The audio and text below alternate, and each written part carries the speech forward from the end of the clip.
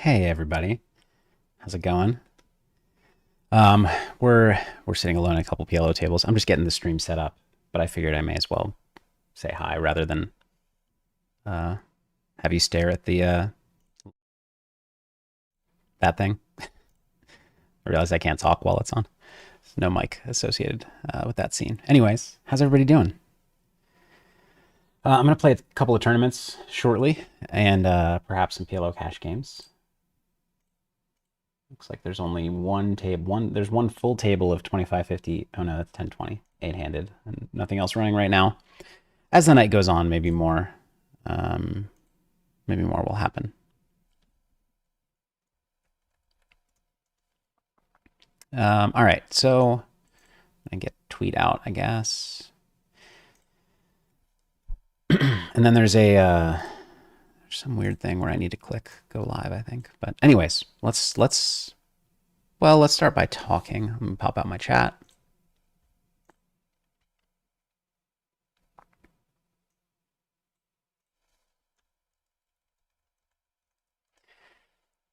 Saying hey everybody. Maybe there are some questions we'll get off the bat. Probably not, since people will be trickling in. Let's open the lobbies, perhaps. Basically, I just don't want to get too distracted by I guess I won't. I can register one of these. Don't want to get too distracted to click go live on YouTube, because I think I might need to do that for it to work. So 112 people entered this 5K freeze out. Freeze out meaning one entry. So, you know, who knows how long we'll make it. And there's a 500 that just started. So I guess I'll just hop in and we'll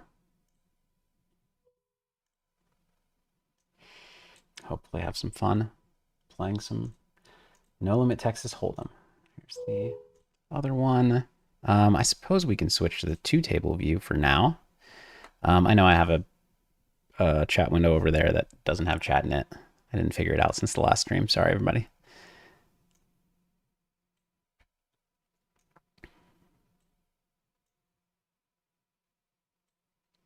Move my chat over here.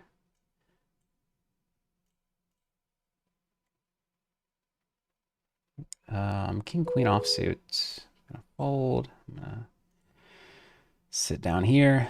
So we start pretty deep. I mean, really deep here. This is kind of silly, actually. But it gives us time to talk. My volume is way too loud. But this is all part of the setup. Part of the process, guys.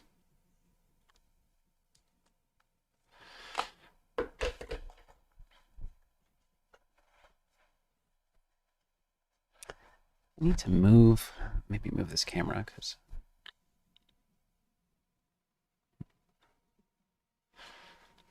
this is where I sit and don't always look centered. Paul, how's it going? Paul Welty, welcome to the stream. Thanks for being here.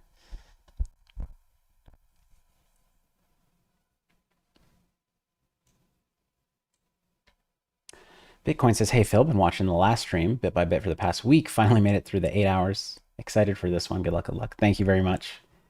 Thanks for watching the last one. Yeah, I know. I mean, streams are long, and that one was long and kind of painful. Sorry for the spoiler. For those who haven't seen it yet. I guess most of them end up being painful, but this one was different.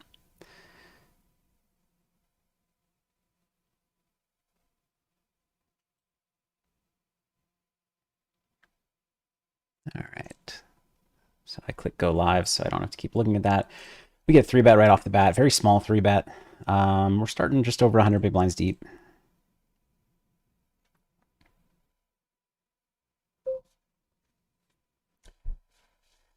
David says, run good tonight. Thank you. I will do everything in my power to run good. So easy call here. I mean, you can 4-bet, but I think just call is the play. Checking range on this flop.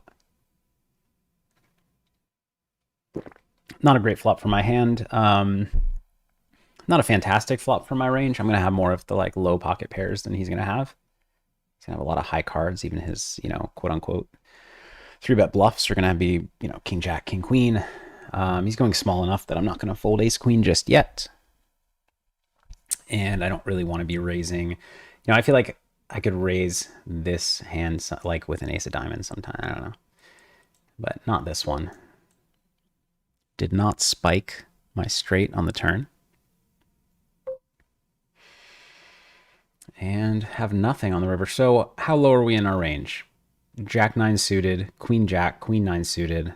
All of those only suited. We're pretty low on our range. Ace Jack. We're very low on our range, actually. But do I want to bluff? I think probably.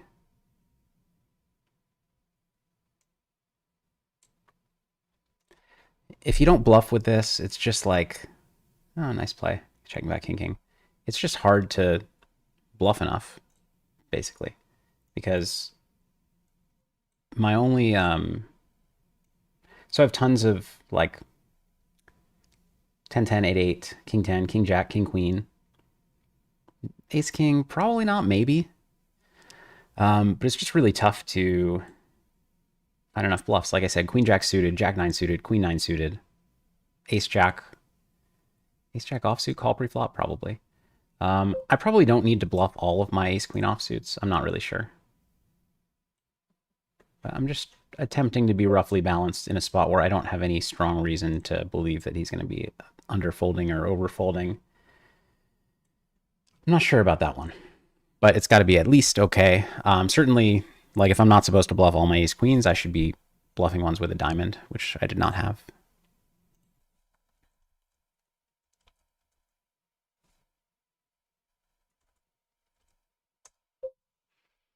I mean, pretty good bluffing hand here. He should have been betting by now. So I don't know what to make of the fact that he hasn't been. Like when you limp and he gets checked back, this flop is just all you.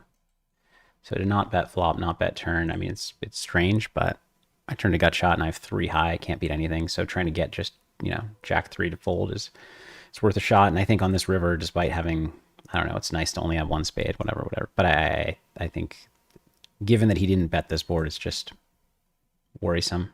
Makes me want to check. He did just have king high. Makes sense. Might have folded. Might not have. Moth hater. Excited for a stream. I'm excited as well. SDP. Hey, hey. Apple X Pex. Am I saying that right? What's up? What's up? Tyrone Tracy. What's going on? Thank you for the good luck wishes. A Bronx Kicks. What's up? What's up? Tactical linguistics. How soon before the main event? There's oh, okay. I mean, I assume you mean the one I just sat in. I'm not sure. Barry Tubbs with the good luck wishes. James McKinney with the good luck wishes. Adam with good luck wishes. Thank you, everybody. Hanzo, good to see you, and thanks for the good luck wishes as well.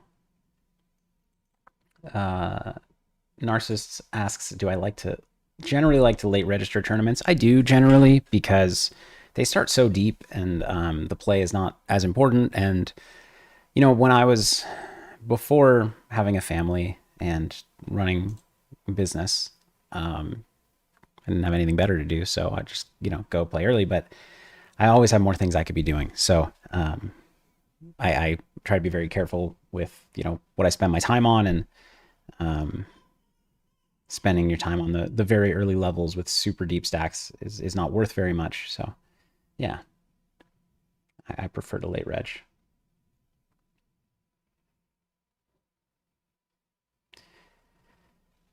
Matt Charbonneau asks, Phil, what lesson took you way too long to figure out? That's a deep question. This hand's probably not an open. I'm gonna fold. I guess I'll take that as I'm gonna take that as a non-poker question, general life question. I think, you know, it wasn't until I don't know, it's maybe 20 or so that I kind of found friends who, I don't know how to explain this without a big long backstory, but basically, I found a lot of friends who I think are like me, and learned that rather than trying to fit in or trying to like things that everybody likes when you have to force yourself to. It's better to just do the things that you enjoy, and eventually you will find like-minded people. So I guess kind of the lesson, I mean, 20 years old is not that late to learn that lesson, but the lesson is, be yourself. We can probably go pretty small and just see bet like everything here. Not a very good flop, or not a very good hand to keep betting. Not a very good turn to keep betting.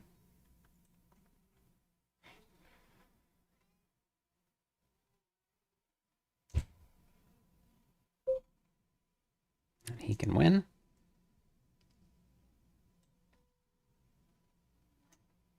Sandy Sanchez 4 asks, what are the odds the final 3 or 2 players make a side deal? They seem to play quite differently than early in the tournament. Maybe I'm wrong. He's talking about the main event. It happens sometimes. It really depends because the WSOP doesn't facilitate deal making, as far as I know. You need to kind of know, you need to have some trust, and it's hard to develop trust in a very short time window, like trust or a contract. So I mean, I know I've been in tournaments where people have made deals, but those were generally like smaller field tournaments where everybody knew each other. I think it's unlikely, but definitely possible that they made a deal. Bender asks, my favorite poker room in Las Vegas. I'm gonna go with the Aria. I really like playing at the Aria, and most recently played a little bit at Resorts World, and I enjoy their poker room as well, but haven't gotten to play there very much.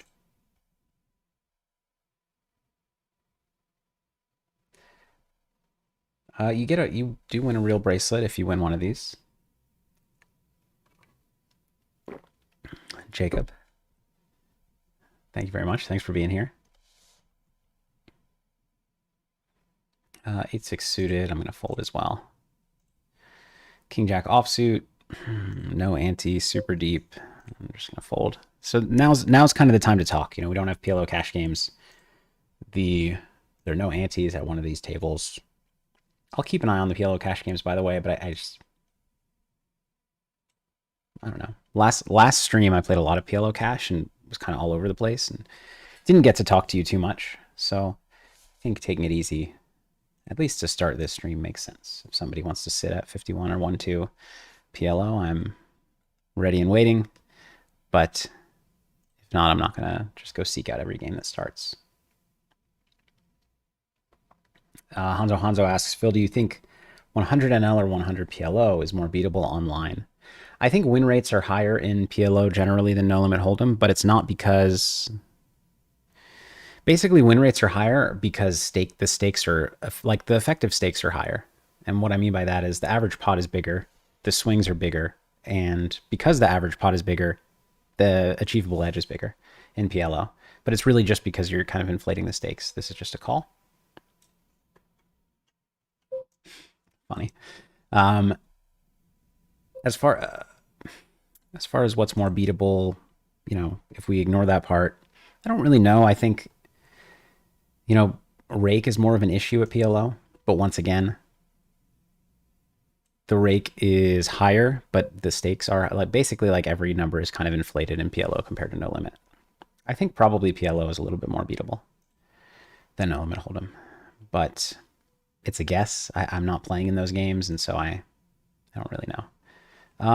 I probably am not going to win here, but I'm not going to bluff ace queen. I have plenty of worse hands given the action this time, and happy to chop it.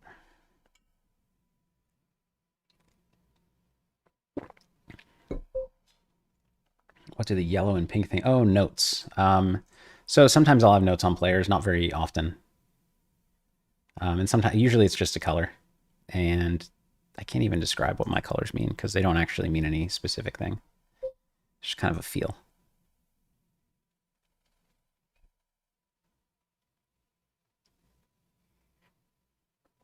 Moonlight Master says, let's see if Phil gets bored today and bluffs off this stack with deep stacks. That is something I have been known to do, namely in the last stream. Okay, this time ace nine suited, getting three bet a little bit larger now.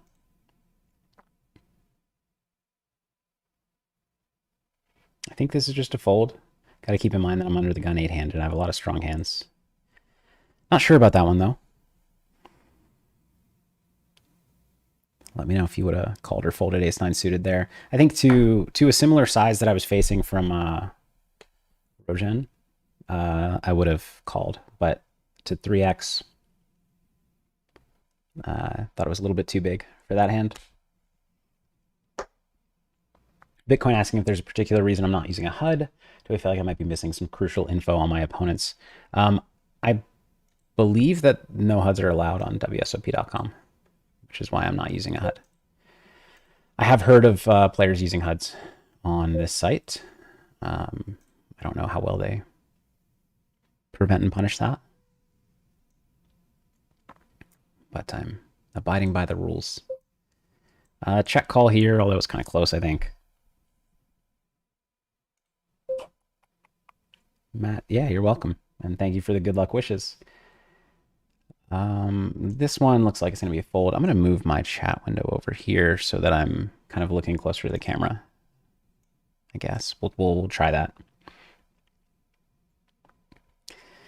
Bladead asks, Phil, can you do a solver breakdown video of the final WSOP main event hand? Maybe I could, yeah. I think anytime you get into a like flop 3-bet situation, it kind of doesn't matter what the solver says because it's such a like people haven't studied what to 3-bet flop with as much as they've studied, what to c-bet turn with in single raise pots. So basically, I think they're, I think that's a spot where,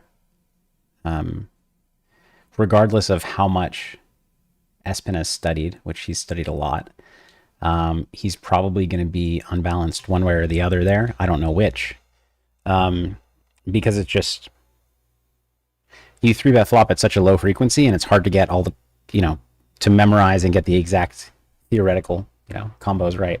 So I kind of think what the solver says doesn't matter too much, but that is something I could break down and people would probably enjoy it. Thank you for the suggestion.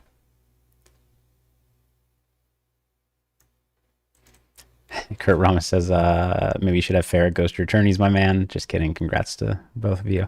Thank you. Yeah, Farrah made a deep run in the main. She also then she played the closer and cashed as well. And she only played, she played 3 or 4 tournaments this summer and cashed in 2, I think. And I have my record's worse. What's my favorite ever WSOP tournament I've played in and why? Great question, Adam. The most fun tournament to play in, I think, is the Dealer's Choice, 10K Dealer's Choice. I've played in a few years. It's just, with the game changing all the time, and then like games that you've never played outside of the Dealer's Choice tournament, it's really fun. As far as my experience, I think my first bracelet that I won was in 2008. It was a 5K PLO rebuy event. Really big prize pool, and the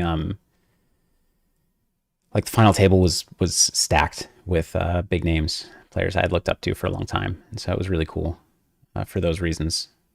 So I would go with that as far as my favorite experience in a given tournament for me, rather than just like what tournament structure is fun.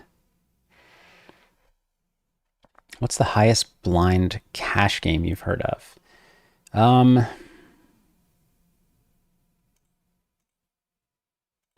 gonna bet big here because I kind of think I have 2 aces, so people aren't gonna rather than try to get people to float with ace high, I'm just trying to make the most I can against pocket pairs. This tournament's the lower buy-in event, so I'm not as worried about being balanced. I'm just trying to make the most money I can each hand against an average opponent who I think is probably not as strong as in this event, where I keep getting 3-bet. Highest blind cash game I've heard of.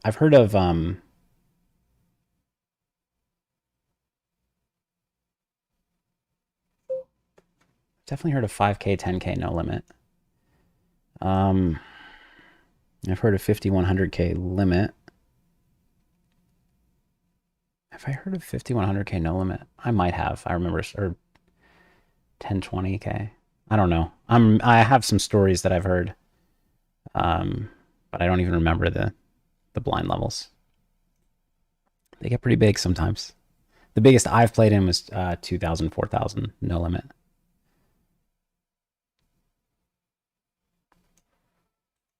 Andrew Cole, they'll do that ICM thing. I will do my best. Jazzbo, welcome, welcome. Sadit, good day to you as well. Matthew Wilson, no problem. Last damnation. When are we going to see you crush Jungle Man? That's a good question. He's a hard man to pin down. He's busy doing things. And to be fair, I'm a hard man to pin down too. So it'll happen one day. Leandro asks, is there much difference in strategy between PLO and PLO 5 card? So to be honest, I don't play PLO 5 card at all, but I know there's a difference. There's definitely a strong difference in strategy because it's so much easier to have a big draw or a big hand. So that has to translate to strategy differences, but I'm not the guy to tell you what those differences are. What am I drinking? I'm drinking water. Very exciting.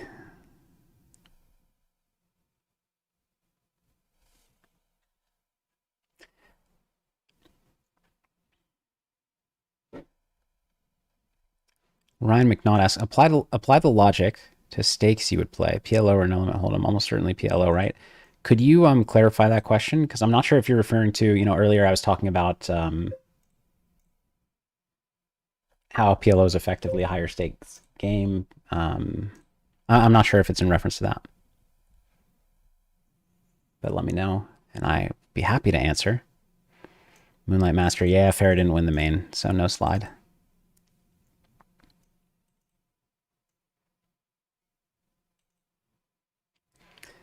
Pedro, thank you very much. Thanks for being here. Matthew Wood, thanks for the good luck wishes. Bitcoin asks if I'm happy with my performance against Trucker Ben in the last stream. Did I feel like having Edge looked like a very tough opponent, especially after a very long session? I haven't reviewed my play. I, at the time, felt like I was playing well, but obviously it was after a really long day and a long stream. So I'm sure I was not playing my A game, and I'm also talking as I'm playing and playing multiple tables. So there's no way I was playing my A game. I thought that I was playing pretty well given the circumstances, but oftentimes your perception is not aligned with reality. So if I were to go back and watch, I'm sure I'd see a lot of mistakes that I didn't realize I was making at the time.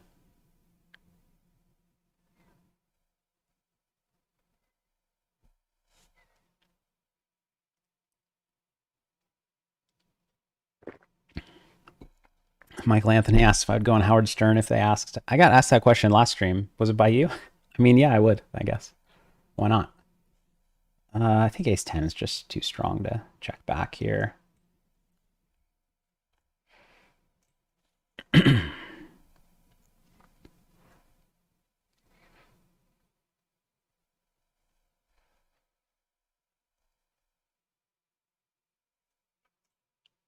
Ricky Omang asks, why does Jungle Man call you Mr. Falcons?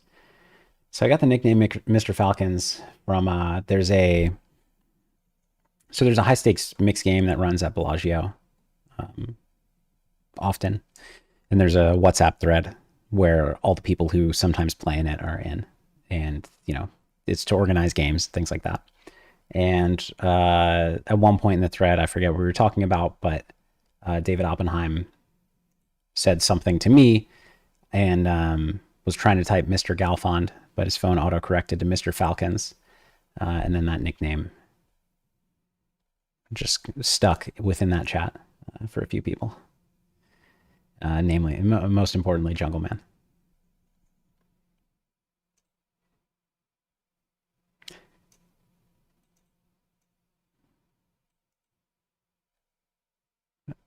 Jonathan D asks, have I ever played open-faced Chinese dealer's choice? It's a great version. The dealer looks at his first 5 cards and decides which version it'll be, normal or reduced to 7.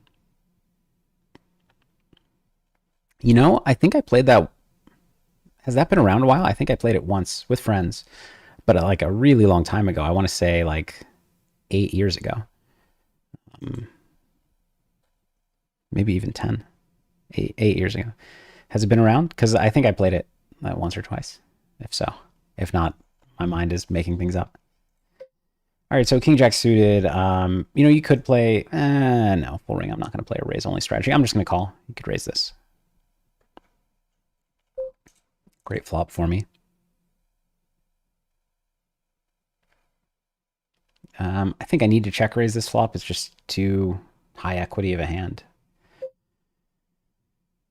I'm not sure if that's solver approved or not, but I mean it can't be that bad. And then I'm not necessarily like this is not a raise and then pot. It's too thin to do that. But to raise on the flop when I have so much equity against his full range is seems worthwhile. Then actually I'm just going to check call this turn because I think it's now getting too thin. I don't really want a small bet, which I could small bet here, but I like checking more.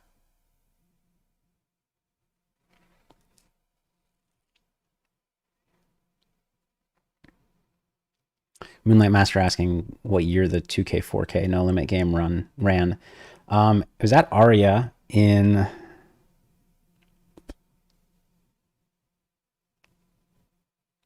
something like 2012 or around then, and it was the kind of game that you can't really get a seat in, and but at certain points in the night, seats open up. I could have a leading range here, but I'm not going to lead this one. We beat ace 8 of spades, so that could have been that could have gone very poorly for us, but it didn't. It was one of those games, is like private game that is semi-private, and as the night goes on, seats open up and the public can play. And I found out about it. It was such a rush to get there and get all of the money organized. Had people buying pieces, of course, and had to get enough because 400K buy-in. You need a backup, and I wasn't playing like regular. I didn't have like millions in my account at Aria, so it was a hassle. And then I got there, and I think I lost a pot where it was just like call pre-flop, call c-bet, call turn c-bet, fold river, and I lost whatever, and basically I lost like 200K, like half my stack, and then the game broke after 20 minutes. So it's not a fun experience. Captain Jiggles asks, do I think poker's become less fun with the more mathematical approach these days? I was fearing when solvers first came out, and I wasn't studying them because they came out for no limit and I was a PLO player. I thought that poker was headed towards, a pretty boring mechanical game. And I thought it was going to be a game that I wasn't going to be very good at because I'm not as studious as a lot of my opponents, as a lot of my peers. Don't have a particularly good memory. And so I thought it was going to be a lot about studying and memorization. When I finally got around to studying PLO solvers and playing high stakes PLO in the post solver era, I found that no, it actually is still the same game. And I personally, I find that solvers make it more fun in a lot of ways. Yeah, you have to put in more work than you used to keep up, but there's somehow like more action, I feel like, because now everybody can see everybody else making mistakes. Whereas before, it was hard to convince yourself that you might have an edge sometimes. Now, because every human is not capable of emulating a solver, when you run your opponent's hands, you just see, like, you play a hand against them and you're like, I think that's a big mistake, right? And then you check it in a solver and you're like, wow, that was a big mistake. Okay, this I can beat this guy. And so I think it creates a lot more action, actually. I think a lot of people misapply what they learn from solvers. So a lot of ways, I think it's made the games tougher, but I think maybe not that much, to be honest. Ryan, clarifying his question, says, I meant, is PLO more beatable at high stakes? Not specifically for you, but in general. I think so. Because kind of in theme with what I was just talking about. PLO solver strategy, I think, is, well, is it harder to, I think it's a bit harder to emulate the no limit solver strategy. No limit is tough because there are more sizes to balance, but in PLO, there are just so many combinations and so many spots where just slight nuance to what turn card hits changes the entire strategy. So I think it's much harder to emulate solver strategy, or maybe not much, but I think it's harder in PLO to emulate solver strategy. Plus, the solver tools are not as powerful or not as good, not as advanced for PLO as they are in no limit. So yeah, I think games are more beatable at no limit, at PLO, more beatable at PLO. 10-5 suited will make the laydown. 6-4 suited, same thing. I'm already getting a little bit bored two-tabling. We'll see if I can hang on. We might be getting a taker. Oh, we do. We have Trucker Ben back. All right, how do I want to do this? Do I want to... He's probably going to be up for two-tabling, which is going to be very distracting for the no limit tournament, but I think pretty fun. So we're going to focus on this now because I'm going to be involved in every hand. I am going to slow down a little bit with the chat because I'm going to be involved in every hand, and hopefully you guys are cool with that. Get some high stakes heads up PLO action. This can go either way on the flop. We'll start with check. I'll sit at the other table just in case. Going to check again. This hand doesn't really need protection and can't get two streets. I mean, it could get two streets of value, but I think it's kind of thin. And we'll just half pot river, I think. Could pot. Do I want to pot? I'll just half pot.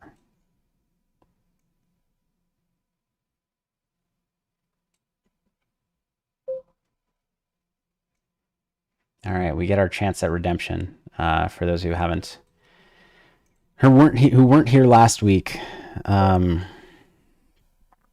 Trucker Ben got the best of me over a long, well, not that long session, but, well, it was a long session. My session against him was not that extended, but he did get the best of me. And so here we are looking for redemption. Very interesting turn spot where if I had, basically I was trying to decide if I had a check raisable hand. And now I think it's just a pot. It's a reasonable check call hand too.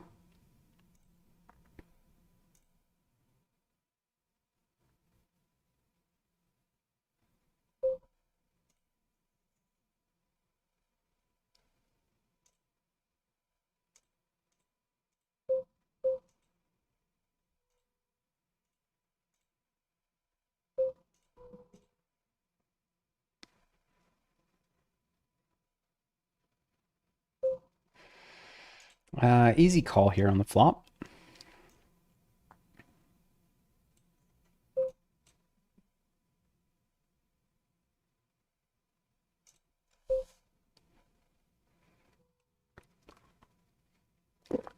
I think this is probably too thin to bet. Is it though? Maybe not. Let's make a thin bet. I mean, I beat any, board pair, two pair.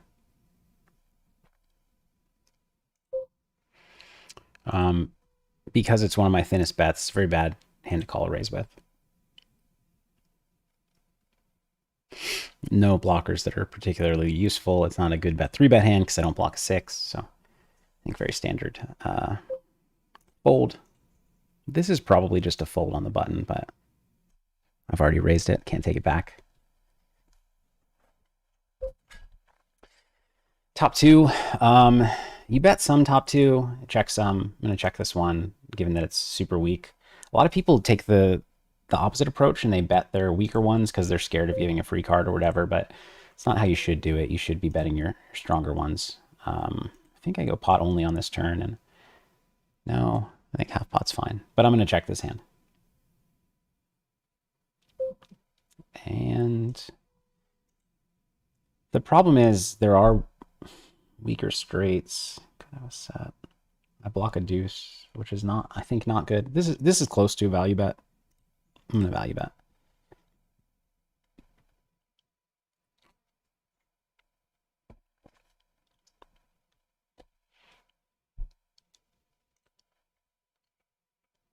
Yeah, Jack 10.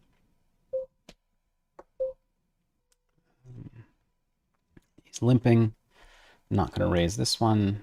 I could have leads against a limp, but I just don't on any board, just for simplicity.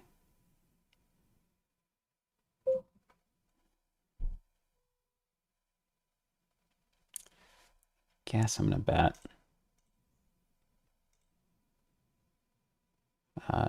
Checking to check raise is actually not too unreasonable. And these limp pots ranges are so weak that, like, you know, people, we don't have the like 10-8-7 with diamonds and stuff like that very often. So Trips has higher equity. He doesn't have as much king. He doesn't have as much like high equity stuff. So you can check raise, and you don't have to be as scared on a draw completing river as you would in a single raise pot.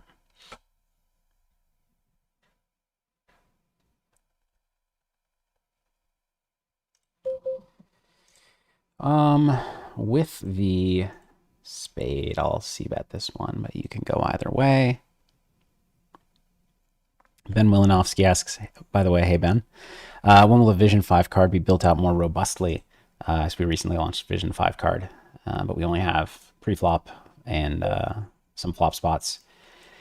It's a pretty slow process, Ben. So I think it'll probably, I mean, we're working on it right now, getting more flop spots and then turn spots.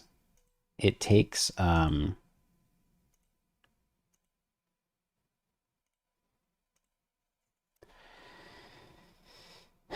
think it'll be a few months until there's like a major addition. I'm guessing, let's call it 3 months until there's a major addition, which will either be several more flop spots or turn spots for the flop spots we have, or turns for the flop spots we have. Or maybe, I know he's working on both, but I'm not sure which will come first.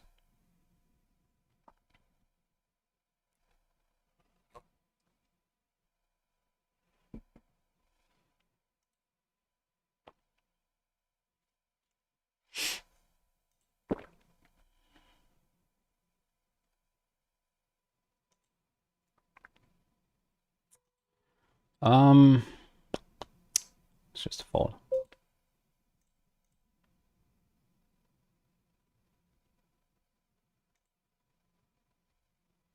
I'm gonna switch this. I think I'll switch to a 2-table view and give you the bigger tournament as well. Let's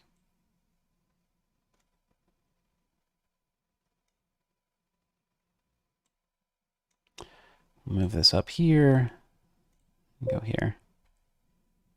Hopefully you enjoy that. Could have bet this hand. I think it's just check fold. Without a spade, I'm not really interested in bluff raising.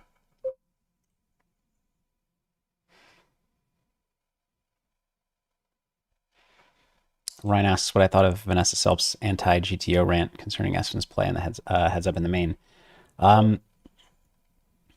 Generally, I agree. So I agree with her in sentiment. I don't know enough to comment on the actual play of like either of those players, or if the leaks that she perceived were really there. But the point of her, I'm just gonna check call here. I kind of read this small bet as weakness. I mean, it's easy to read somebody as weak when you have the ace of hearts and 2 8s. But anyways, now do I bet big check? I'm not going to check raise because I block betting hands. So anyways, yeah, I think that her points are good. I don't know whether or not her strategic points and actually like pointing out leaks and potential exploits, if the literal examples were good, but her overall points, I think I agree with completely that even against top players, the biggest edges come from, looking to exploit tendencies, weaknesses.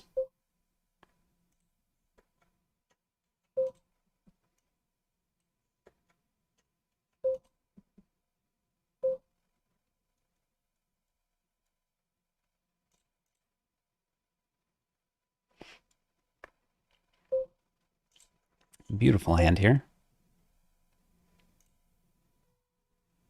I think it's supposed to be a 4-bet as well if we get 3-bet, but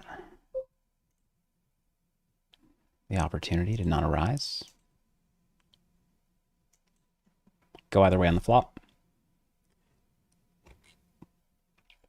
Jack Moore says ace, queen, 9, deuce, rainbow isn't open according to Vision. All right, nice. I mean, not nice. I was wrong when I said I thought it wasn't. Here, I need to defend. Do I need to defend this against third pot? I don't think I do, actually.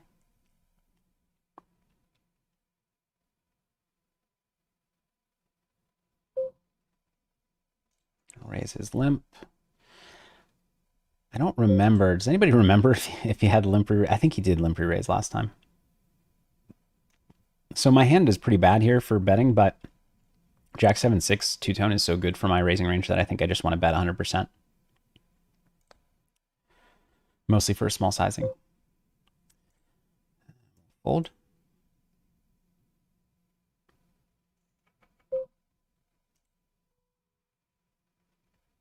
I mean, I think this is a fold against a min raise, 6-7 off. Seems like a folding hand. Queen 10, 6-6, a little bit too weak. I have to keep in mind he's got a limping range, which affects my 3-bet frequency. My 3-bet frequency needs to go down because presumably his opening range has gotten stronger than it otherwise would be. Just a check here. I know it looks like I'm playing very passively. I just haven't had good hands. And here with the 8-10 suited, I think it's actually just a fold. I really don't know, though. It's going to be really hard for him to find, well, straights when I have queen 10, 6-6. I went with min bet. I mean, I should probably pot this hand, to be honest. I think the sizing is a slight mistake. Here, this is a very good betting hand. Block 4-4. I have outs against a deuce. Can comfortably call or 3-bet against a check raise.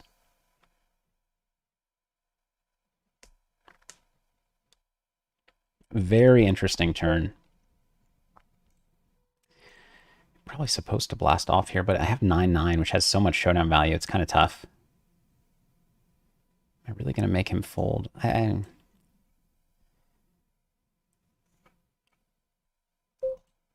I think that blasting off there would have been okay. I think that betting turn and checking river is not great. I'm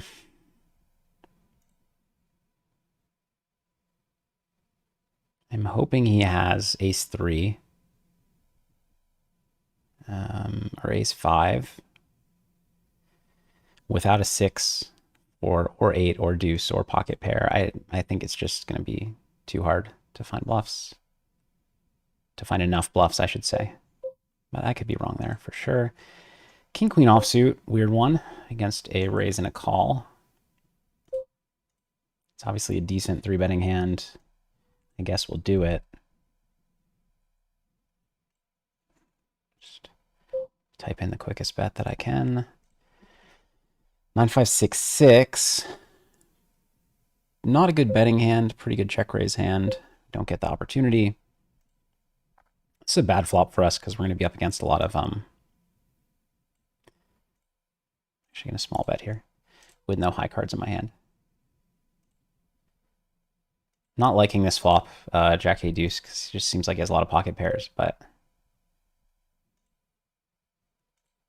fire out the c-bet. We do get raised. Over pairs makes sense. We could bet 3-bet, of course. A couple of tough hands going on. Do we want to bet 3-bet this? And do we want to c-bet turn? I think we don't want to c-bet turn. We're going to Gonna lose that pot unless he has sevens and decides not to bluff. Okay. Did not have a pocket pair. And here...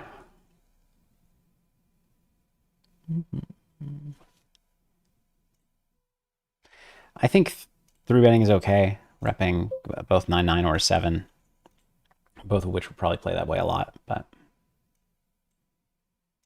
I don't know.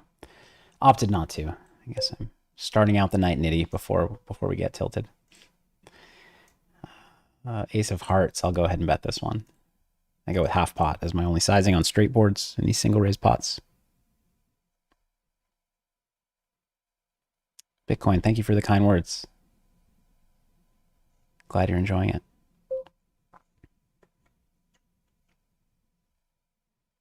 Mitch Larson asking where we were, myself and Farah, during the incident last night on the strip. We were fortunately home and asleep. Very lucky to have not been involved in all that. It sounds terrible. I've talked to a lot of people who, well, I shouldn't say a lot of people. I talked to a few people who went through it. It sounds, it was a really awful experience. My hand's actually not that good for calling here. Like, he's gonna have the ace in his bluffs. Just gonna bluff with a jack. Like, I think he just shows down a jack. The 10 is gonna be in his bluffs too, even though like the 10 blocks straights, but it blocks him having, you know, 10-9, whatever else. I'm gonna raise this one. It's a little bit thin, but we get punished right away. Is this a call of the 3-bet out of position? Obviously in position it is. Out of position I'm not so sure, but we'll go ahead and call. I'm gonna check range on this board, I think, but I'm not sure. I don't play against the limp 3-bet very often. Check, check. One of the weaker hands that I can have here, but that's not a reason to bet the turn just yet. Like, on the turn, you want some of your higher equity semi-bluffs. Then we make a straight. When clubs come home, could small bet. I think actually we're going to do better off checking, maybe.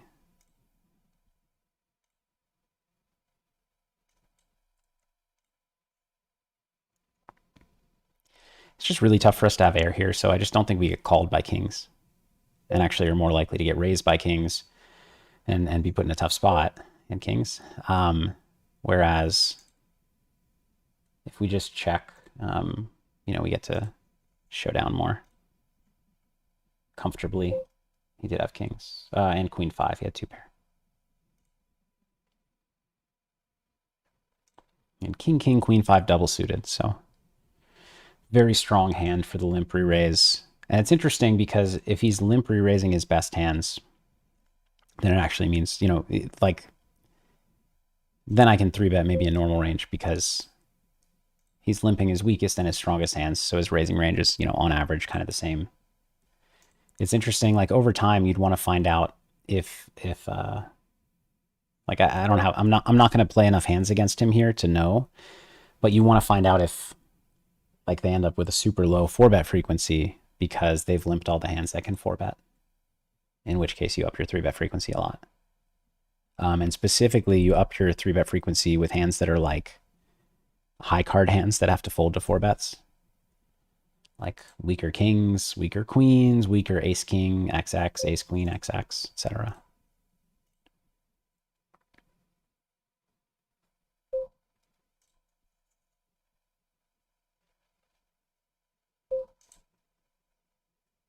There is an 8-handed 25-50 table that he is playing as well.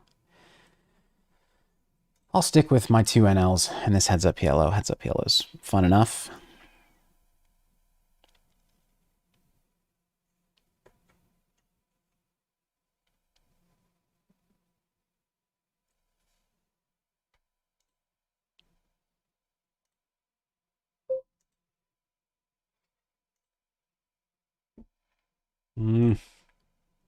Still a little too weak on the double flush draw board to start bluffing with. Even with the ace of hearts. Just when there are 2 flush draws out there, you have to restrain yourself because you have a lot of hands that look like good bluffs, but you can't bluff with all of them. Easy check down now with ace king. We're getting check raised by the second nuts. Interesting. Turn check. What do we think of that?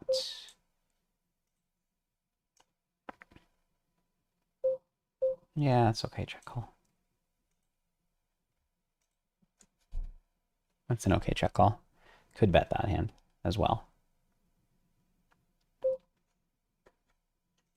Easy check on the turn. Les Brown says, Phil, shouldn't this guy play the challenge if he's going to play you? I think he should, yeah.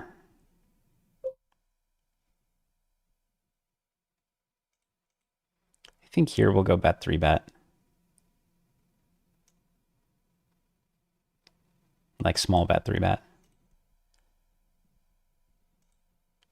It's also a pretty decent check raise, unblocking like ace-3 and ace-10 and stuff like that. When he pots, I can't repot. It's too big. I just end up isolating myself against.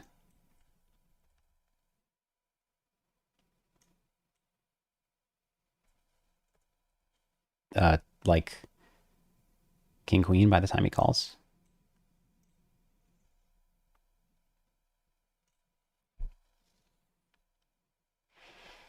Yeah, you probably should take the challenge. Plays enough hands, he might get a small price. He's not getting a price playing right now. All right, so we'll go back to the 2NL tables for now.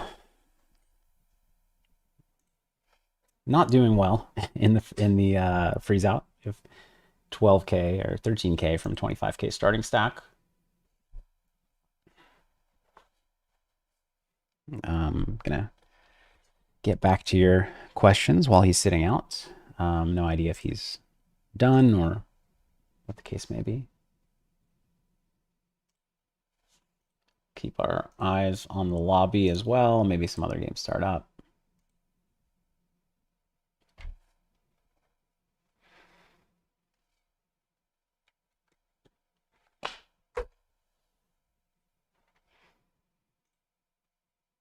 Thank you all for being here, everybody who's joining.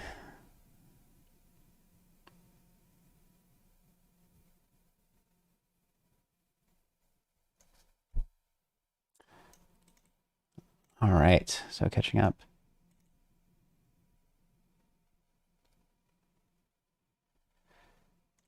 Easy fold. You guys telling me, yeah, he was limp raising last time. Chandler Smith, welcome, welcome. Let me go back up and see what I missed. Maybe not as much. I think you guys stopped talking once I started playing heads up because I told you I was going to stop talking. So go ahead, ask some questions once again. I'm here for the time being. I think I'll get on the wait list for 2550 just because they're like I'm fourth on the list now and I can decide later if I want to play it. That's the beauty of the wait list. Keith Pearson asks, good luck, Phil. Biggest one tip, thank you, by the way, biggest one tip for multi-way pot PLO when no one folds ever. So if you're playing in a game where a lot of pots are going multi-way and people are really not folding, speaking of which, am I really not folding 4 high? I think to 3x, I don't know. I think you just call because it's suited, but maybe that's bad. I mean, he's checking ace 7-7. He's not folding.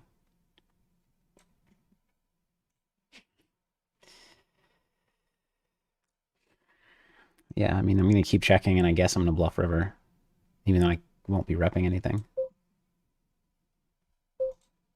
All right, get to fold. Thank you. So if a lot of pots are going multi-way and people aren't folding, it really starts with pre-flop. You have to be playing hands that make nut flushes, not third nut flushes, nut straights, not third nut straights, top set, not bottom set. Don't fall into the trap of thinking, oh, well, everybody's playing so many hands, so, you know, like my 7-6-6-4 looks better. Like 7-6-6-5 double suited. Heads up PLO, it's a great hand. 9-handed PLO where nobody's folding, it's a terrible hand. Your suits are essentially worthless. You're just going to try to make bottom set or bottom straight and lose a big pot quite often or get drawn out on. So play hands that draw the nuts. I know it sounds boring, and it kind of is, but that's the way you beat a game like that. And then on the flop, I mean, if nobody's folding, you wait to bet with good hands. Now, a lot of proper bet sizing in multi-way PLO is going to be smaller than probably what's going on. And a lot of the kind of purpose of your bet is more, it's like pushing a little bit of value, but also clearing up equity. So you do a lot more in multi-way pots. You do more betting with like one pair plus gut shot, like over pair plus gut shot to clear out all the one pair, like some of the one pair hands, that so that not everybody has 9 outs against you and 4 people are going to the turn. But you can just take the approach. So use some small bets for hands like that. You don't need to bet quite as polarized as you might think when you're betting small. And then, do I want to bet that? I don't want to bet this. And then if they're not going to pick up on it, just bet big with your good hands that want to build a big pot, because they're still not going to fold their nut flush draw. Ace queen offsuit, just under 30 big blinds. We'll see if we can make something happen as we show down ace 7 and win. We're getting an under the gun raise. I'm just going to call on the button.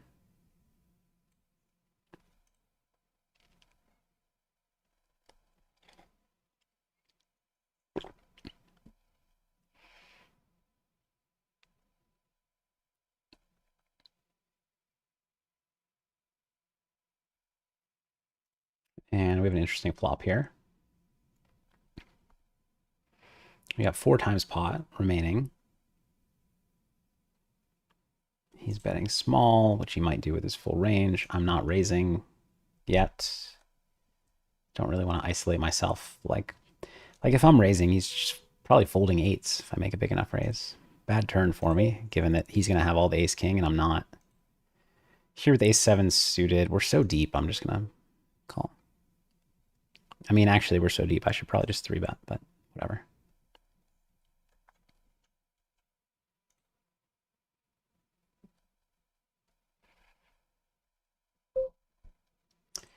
Checks to me.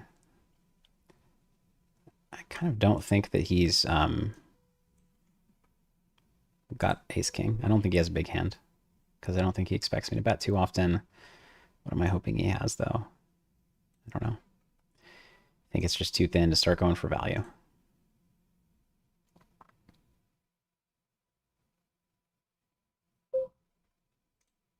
Against the small bet, we peel ace 7. And against the small bet, we're going to call ace queen, not raise. Okay. Maybe I could have found a raise in me. I didn't think he was trying to induce with a monster, but yeah, actually I probably should find a raise. That's probably fish play by me. If I don't think he's trying to induce, he can just bet bigger with kings and queen jack. So I think that's probably a mistake by me. But that's what I get for being very rusty at No Limit Hold'em. Can't think through the situation fast enough.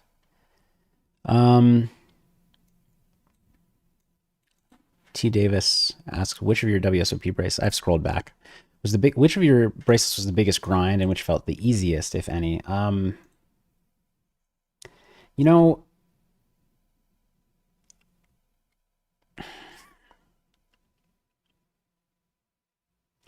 the 5K PLO rebound, it was so many players that it was much more of a grind compared to the other two. They were smaller fields. And like the No Limit single draw, I would say, I wouldn't call it easiest because it's a tough field, but it was the smallest field bracelet that I won. And so it didn't feel like I had to win that many pots to get in a position to be at the final table. And then it didn't seem like I had to win, you know, it was shorter essentially. Didn't have to double up as many times as I did in the other ones. So in that sense, but I had to play Nick Schulman heads up at one of his best games, and he's, you know, one of the best in the world at No Limit single draw. So it was very tough in that respect.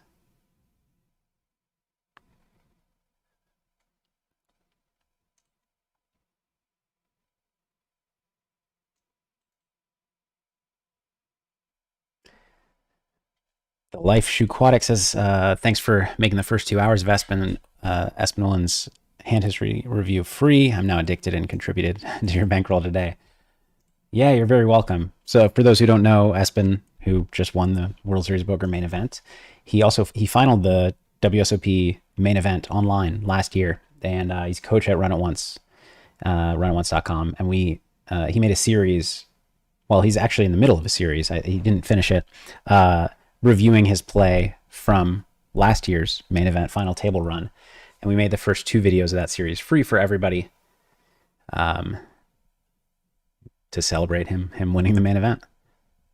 So I don't have a link handy, Moonlight, if you can find one, or if anybody in chat can find one. But yeah, you can probably find them on runonce.com and just pro videos, filter by Espen.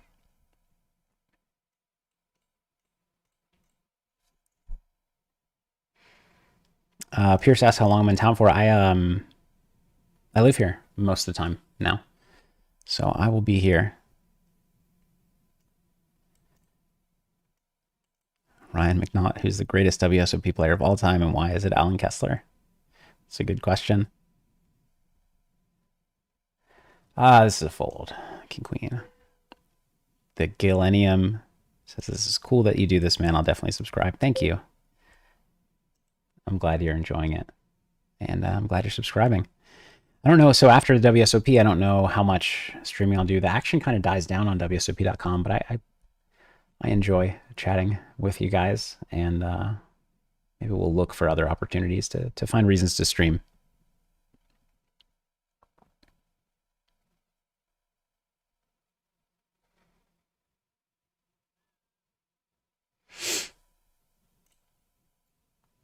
Pure Sam says, you can fold your weakest suited hands at this stacked depth to a 3x, 4 deuce, heart. Cool, thank you. I thought it was at least close and maybe supposed to be a fold.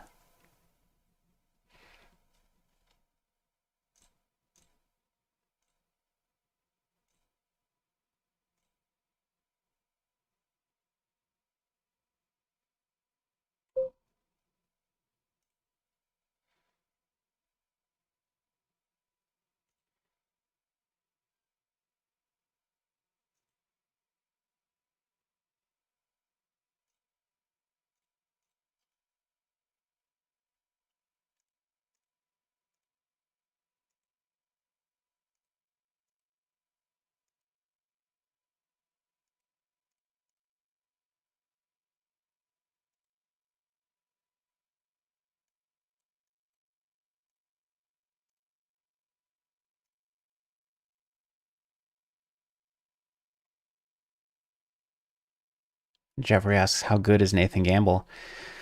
I think he's very good. I played with Nathan. We both went deep in the PLO 8 event that I won a few years ago now. And he played extremely well. I know him personally a little bit, but we haven't talked that much poker strategy. I just know him and haven't played in that many of the same games. I just know by reputation he's very good. Plays all the games.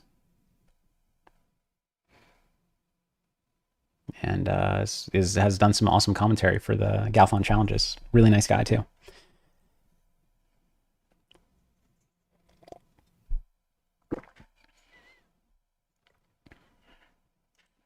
I don't know what he'd consider his best game, but I know he plays a lot of PLO 8, and he played that extremely well. I mean, he played it better than I did.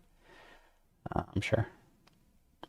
I play PLO 8 okay. Much better shorthanded. Full ring, I'm a little lost.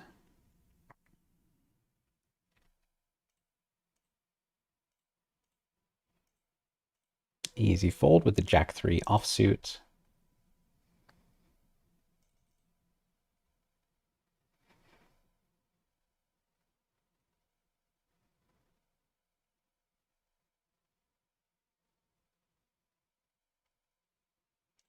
Ten-7 suited is going to be a fold. King-7 suited is unfortunately also going to be a fold against early position.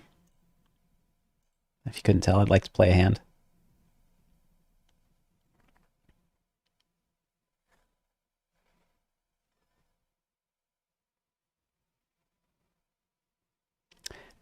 Scrolling back up, Leafs fan. Yeah, I don't stream too often, but here every once in a while. Glad you found me, and thank you for the kind words.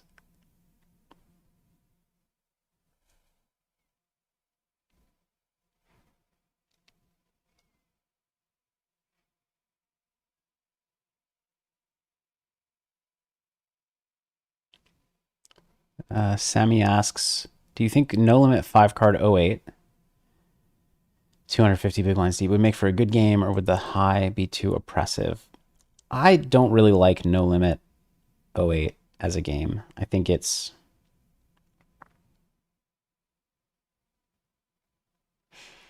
I guess I've never looked at optimal strategy, but my thought is that it's far too often the case that the play is just to go all in and end the hand, because you have the high and you don't want to get yourself into a tricky spot. And so I think that game's play. I think that game is much better played as pot limit.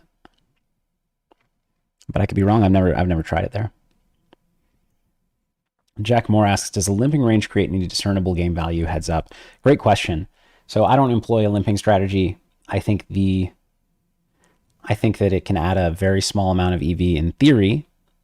Could add more in practice if you're playing against somebody who doesn't play against the limp properly. But it could also harm your EV in terms, if first of all, if you're not playing it properly. Second of all, because you're having to study more spots than you were going to otherwise. And so your single raise pot study goes down and you get a little bit worse there. Your three bet pot study is a little bit less and you get a little bit worse there. So I prefer to simplify wherever I can.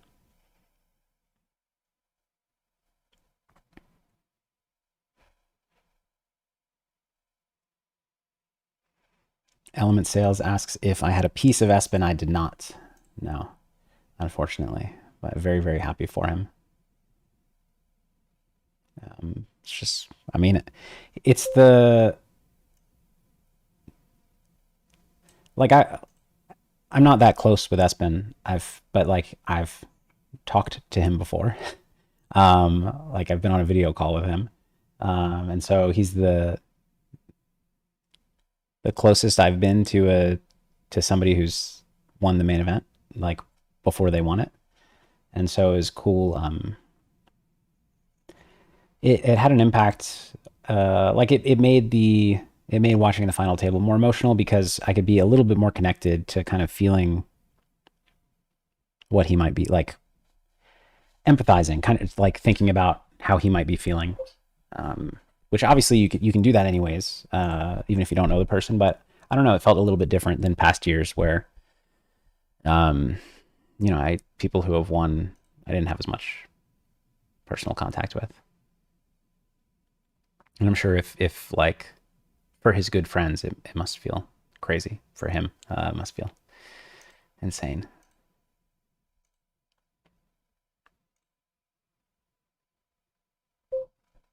All right, Master, thank you for throwing the link in chat. I'm just going to go with min raise now that we're relatively short. Pete, welcome.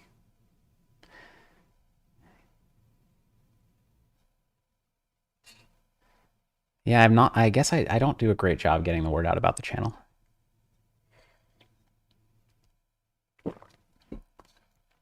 Jonathan D says, ignore this if it's too personal, but you have a baby, right? Any plans, desire for more kids? Thanks for the out if I don't want to answer, but no, it's no problem. Yeah, I have a son. He's 3.5. He's fantastic. I think we're probably done at 1, but don't know for sure. It's tempting to have another, but it's also so much work, and especially for my wife Farah, who's just now, like, after, I mean, essentially 4 years, getting back into playing poker because she has a little more time, and it's not just time, but it's also like maternal instinct, guilt, anxiety for leaving your child to go play poker. She's finally able to get back into things, and I think not just for her but for both of us, like I think it's too enticing to get back to more of a regular life. So we're probably done at 1, but haven't 100% decided. Facing a tiny bet here with ace queen, no backdoor. I don't really know what I'm supposed to do. If he's got the pair, I've got 6 outs, like 12% to hit on the next street, 25 overall. He might check the next street. I think I just have a decent price.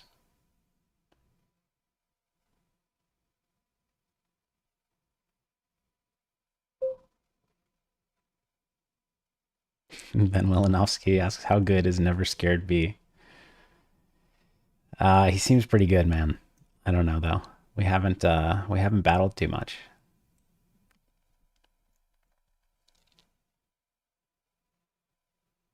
Yeah, I mean I am up against pairs, so it my call. I don't know. I have odds.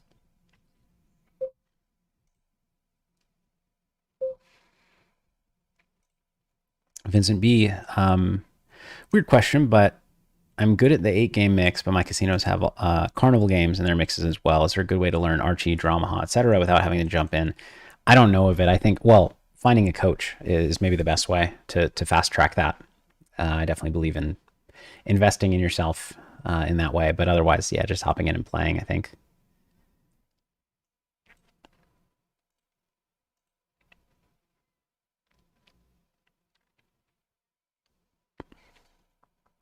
Stu Unger Garments says, your voice and general demeanor seem so calm and pleasant. Is this something that you worked on, or is it your natural state of being? Do you meditate often? I mean, I sometimes work on my mental game, but it's very close to my natural state of being. Um, I I've meditated uh, like probably 5 days a week for about 3 months. So, and I think I was like this before that. So no, I don't think that's responsible for my demeanor. I think I'm just generally a I wouldn't even say necessarily a calm person because I can be anxious and but I guess outwardly calm and slow acting. Slow, like I'm not a reactive person, I guess is the way that I'll put it. And yeah, I guess I tend to process my emotions more internally than most. You're just like not going to see a big outburst. You're not going to see a selfie stick incident with me. I have no, I have no urge to throw something when things go poorly for me. And I think I was just born that way, um, or raised. I don't, nature nurture. Who knows? Is this a shove with king queen off? It really might be, but I'm just gonna call. Should have shoved flop top pair. I guess we're limp calling a min raise here on the right. So I feel like I might have said this last stream, but my father passed away unexpectedly about a year and a little bit ago. And how do I want to play this? I remember I was talking to my mom about how I was a little nervous going to the funeral that, you know, compared to the other people in my family, I wouldn't be showing as much emotion, and I didn't want that to come across. I think it's a common concern some people have. And I went on to say, let me figure out how to play this hand first before I tell the rest of the story. I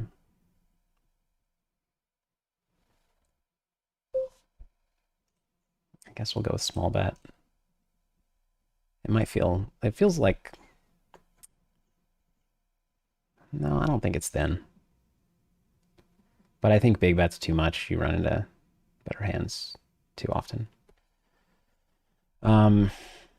If we do get shoved on, flushes make sense. Because you shove a straight. Yeah. Straights make sense. It all kind of makes sense. We're not going to see boats here very often at all. Flushes, straights. What are the bluffs going to be? Ace of spades with a queen, ace of spades with a jack. Queen 10 of diamonds. No, probably not. I just don't think we're going to see enough. But I think the bluffs are too hard to find, even though my pot odds are really good there. Anyways, I was saying something to my mom about how, because of poker, I've kind of learned to process things differently because, if like, I mean, I didn't explain it in this detail because she doesn't understand poker, but if you have top set on the turn on a dynamic board and then you put in a big check raise and then the river brings a flush and a straight, like you don't have time to sit there being upset about the river and feeling sorry for yourself because you have to decide what to do right away. So I was saying, poker's taught me to kind of process my emotions quickly and just focus on what I can control rather than what I can't control. And my mom said, Phil, what are you talking about? You've been that way your whole life. I guess I assumed that poker had made me that way, but for one reason or another, that was just my disposition.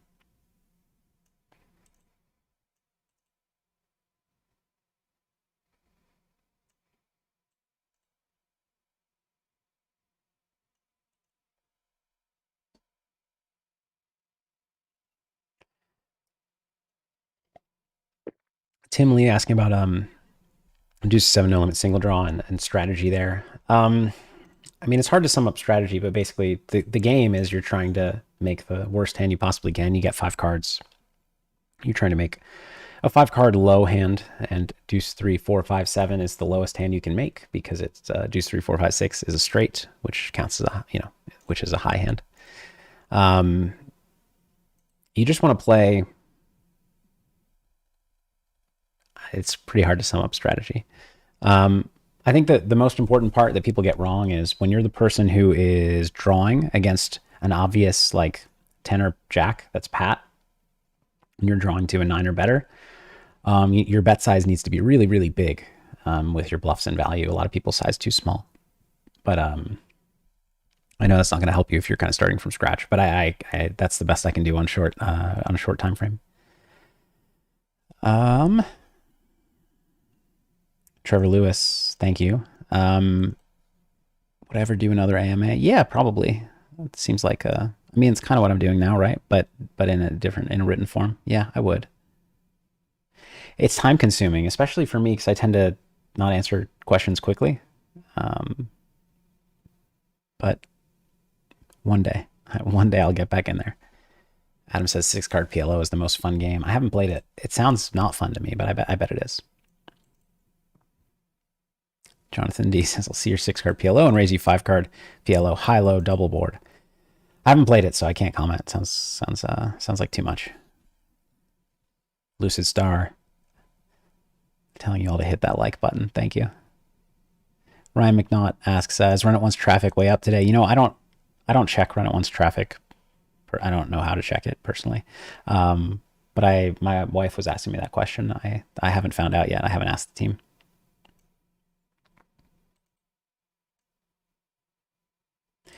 The Galenium asks, talks about the high stakes poker days and asks who I think the toughest was on that show.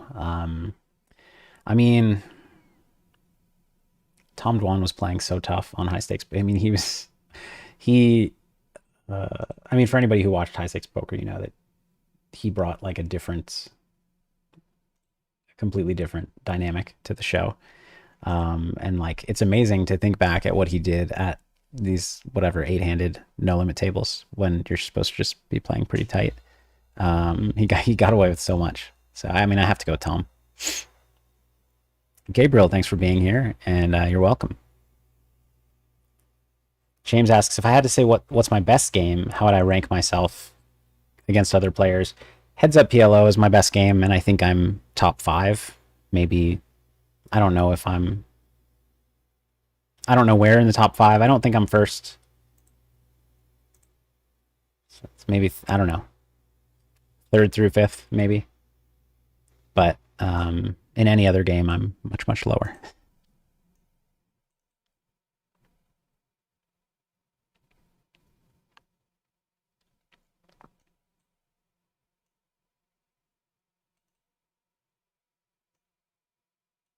Gabriel says, congrats to Rio with pads and Espen getting bracelets. Great stuff. Yeah, they had an exciting summer, especially Espen.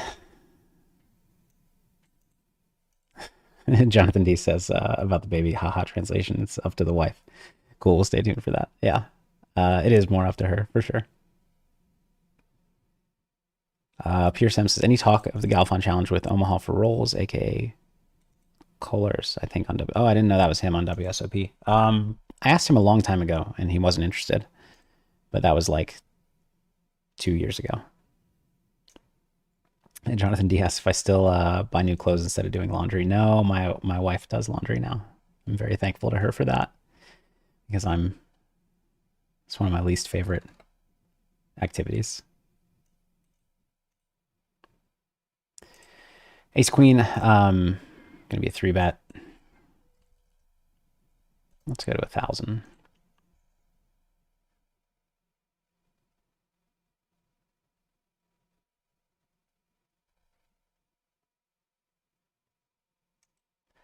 People are saying I folded top pair. Did I limp call and fold top pair?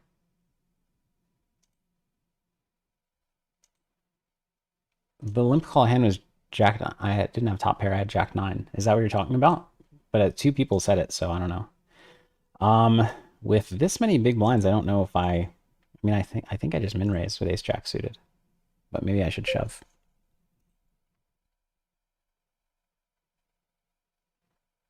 Galenium, thanks for the condolences.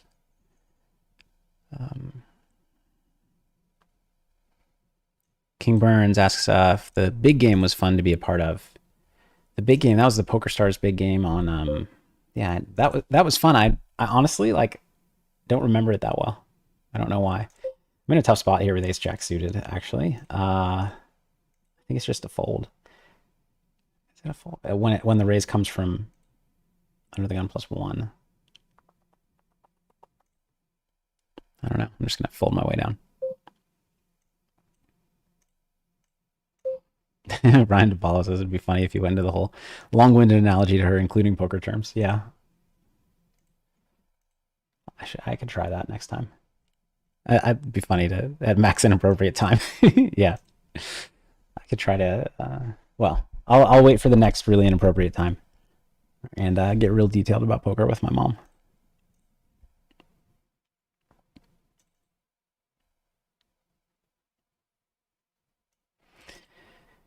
Hepa asks, would you say many winning PLO 6-max regs win red line? I don't think so, no. It's really tough to win red line in 6-max. Rob Miller asks, Phil, where's the best place to get PLO 8 content coaching? To be honest, I don't know the answer. We have a little bit at Run It Once, but not very much. I mean, you might want to subscribe to Run It Once Elite for 1 month and search through all of our PLO 8 videos because you could watch them all in 1 month. But I'm not sure who else covers that game and how well they do it.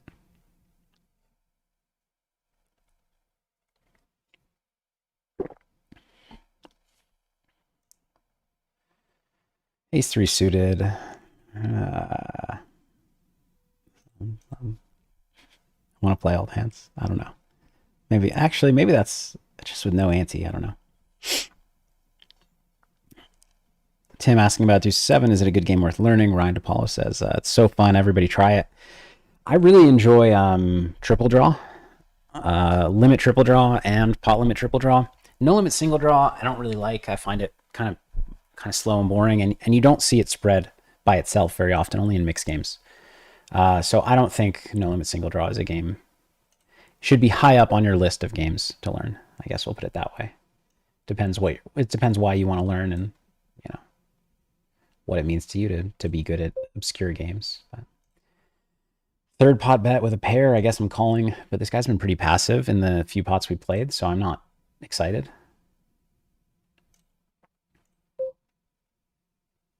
It's very tempting to just try to protect my hand, but I don't know if it's a good play. We'll try it. Just try to fold out his, bluffs, essentially, from the flop. And now we're going to check, and I guess we're probably going to lose, but maybe he has, like, ace deuce of hearts or something. Okay, no, just trips, yeah. So he's betting, I mean, it's the first hand he's bet in the 3 pots we played, I feel like, on the flop. And he had top pair. So it's worth noting. Not that I'm going to be around this tournament much longer. So why not? Looks like there's a heads-up PLO game that I'm not involved in. 100, 200, Trucker Ben, Dr. Octagon. So that's Dr. Octagon is oops, I move the table over. Brandon Adams. So I've played against both these guys now. I'm not going to keep an eye on that because I'm not in the game. It's just going to distract me.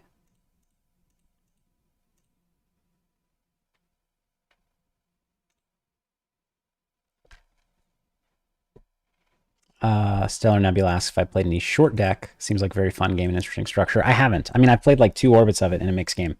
It's very annoying in a mixed game because you have to have a separate deck for it. But no, I haven't. I think it'd be fun.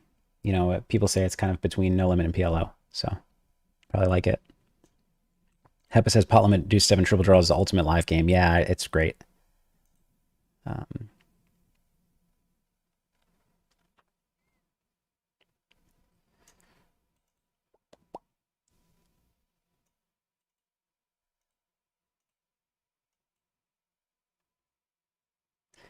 I guess so. We got a 4-minute break here. I'll take a short break. But I mean, I'll be back probably well before the break is up. I like to check. I feel like people drop off during the breaks. We're at 768. Thank you for being here. Let's see if we have the same number when I return in a minute.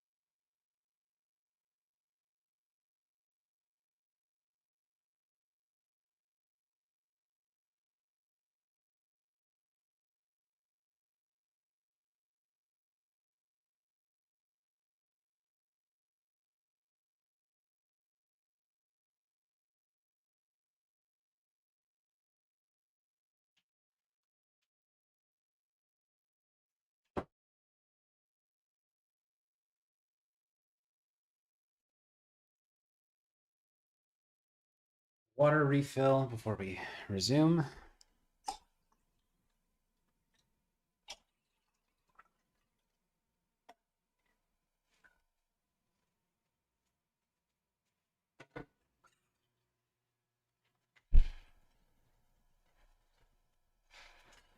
Yep, it dropped to 447. It always happens when I leave for a moment. I guess. I mean, I get it.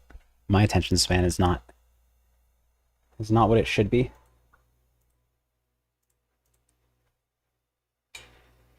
But breaks have to happen. Wait, it just hopped back up to 789. It seems like I can't. Okay, so I think that was just a bug. I don't know. Anyways, how's it going, everybody?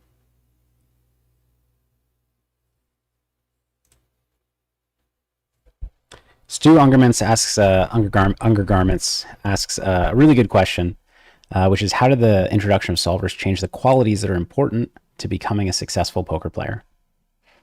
And I think they didn't change them as much as you may think. Now, it did make, kind of qualities like being studious, having a thirst for knowledge, it made those more valuable than before. They were already valuable, but it made those more valuable because there's more to learn and there's like more value in the tools that we have to learn from. But I think, I don't know, in a lot of ways, the same things, the same things really matter, which are being able to think through an individual hand and think through now, instead of thinking like, based on all my experience and my history with this player, what do I think they're like doing on this turn? You think things like, okay, well, what do I think equilibrium strategy is on this turn? How hard do I think that is to execute? And what do I think is more likely that my opponent's doing? And how can I take advantage of that? So it's changed kind of the way that you go about making the reads that you make. But 6-7 off a shove, or 9-7 off a shove, it might have been for that many. I think probably not, but close. It might be. Anyways, but I think those same skills that make you a great hand reader, or great at adjusting to opponents, just strong critical thinking skills, those still matter very much in the post-solver era. Too curious. I'm going to open the heads-up match and see how they're doing as I get all in, and looking pretty good so far. Not my river. So I'm out of the 5K bracelet event. I'm down to one table, so I'm really going to need some PLO action. I guess we'll open the other heads-up match to keep an eye on it. I'll still keep the lobby open. Searching for action. I'm on a wait list, but somehow I'm 8 out of 8 on the 2550 PLO wait list. I thought I joined when there were 3 on the list. Maybe I missed. Well, it doesn't make sense because I would have had to get back on. Anyways, whatever.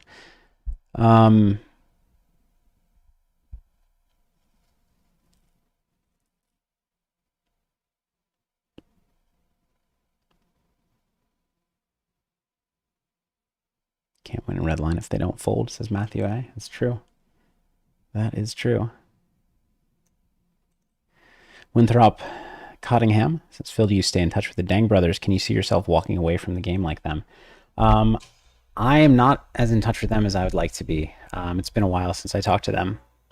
But I still consider them friends. I don't think I could walk away from the game like that. Like, I have no intention of walking away from the game.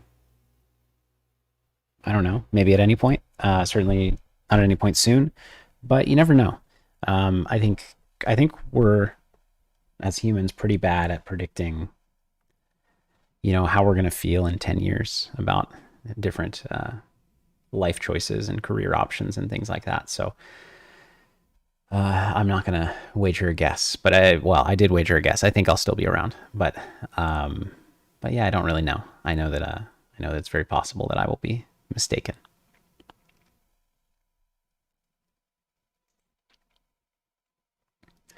Stratazar asks, did Farah have fun playing the feature table in the main? It was great getting a chance to see her mix it up on such a big stage. Yeah, she did have fun. She generally doesn't like feature tables, but she had a lot of fun playing the main. And obviously her kind of best run during the tournament was at the feature table. So it was cool that she got to be involved in winning a lot of pots on the feature table while she was there. Going deep in the main is kind of like every poker fan and poker player's dream. And I know it meant a lot to her. She hadn't gone deep in the main before. She hadn't cashed in the main before. She hadn't played it that many times, but Farah's played a lot of high stakes cash games, but does not have like a wealth of a wealth of big tournament experience. She played a lot of smaller tournaments back in the day, but so it was really fun for her. She was having a great time and actually had a very good attitude. I thought she was going to be very bummed about busting out of that event, and I mean, she was a little bit bummed, but for the most part, she just really loved the experience. I was proud of that and happy that she was not miserable. It's always a good thing when your wife's not miserable.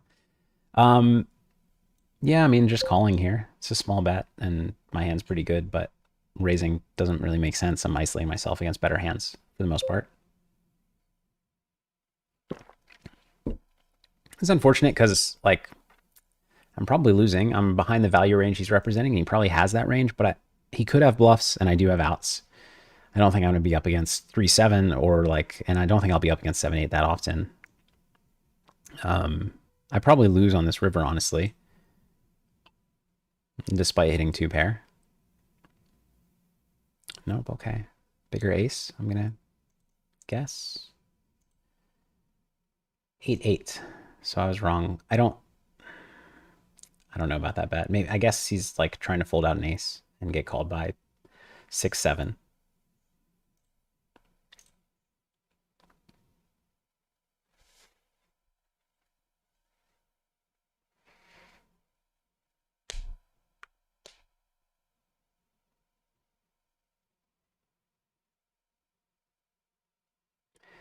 D. Floriza. Maryland guy here. Hey, what's up? What's one of the things you miss about Maryland? Good luck for the rest of the stream. Thank you. I don't know. I like.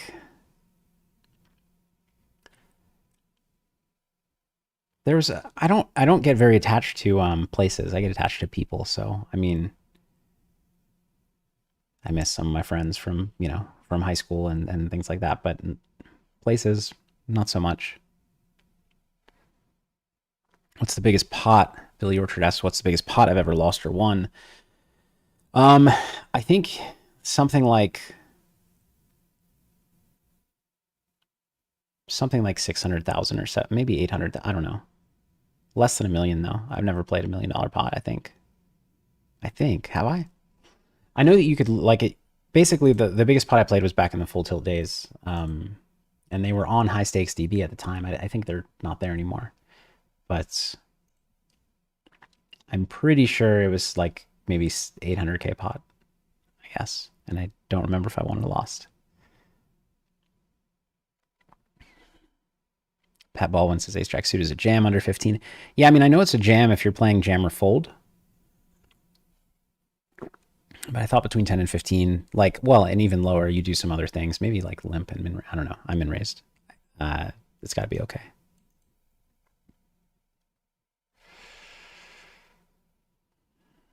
Les Brown says, so this guy beats you last session, now avoids you, kind of scummy. No, it's not scummy. He's, it's not like, well,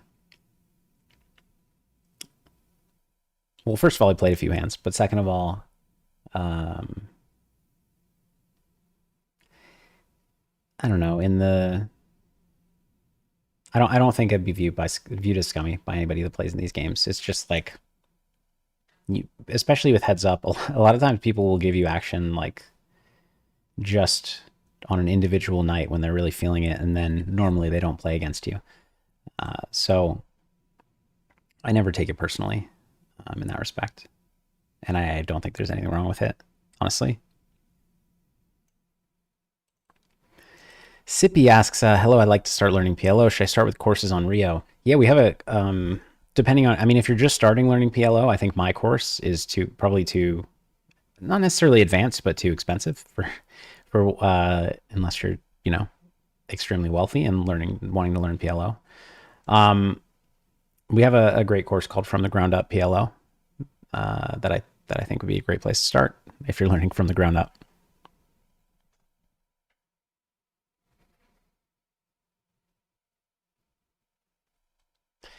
Pat Baldwin says, hey, Phil, wish you could play on GG. It would be entertaining to watch the 50K, 100K buy-in PLO games. Yeah, I'd love to play on GG. But, yeah, unfortunately, I'm here in Vegas. And,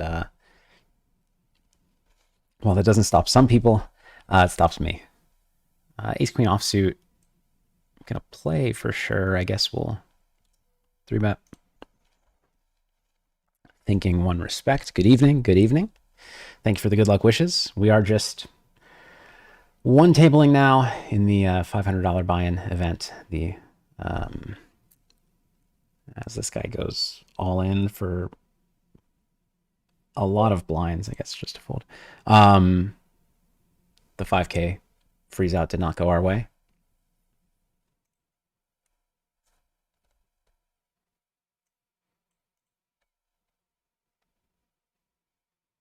Ralph, thank you for the kind words. Dan Conklin asks how I got on high stakes poker the first time. Was I new money in poker back then? So at that point, I'd been playing really big games online. So I played like 500, 1K online, 300, 600 online regularly. So the stakes, like I'd been around at those stakes, but only online.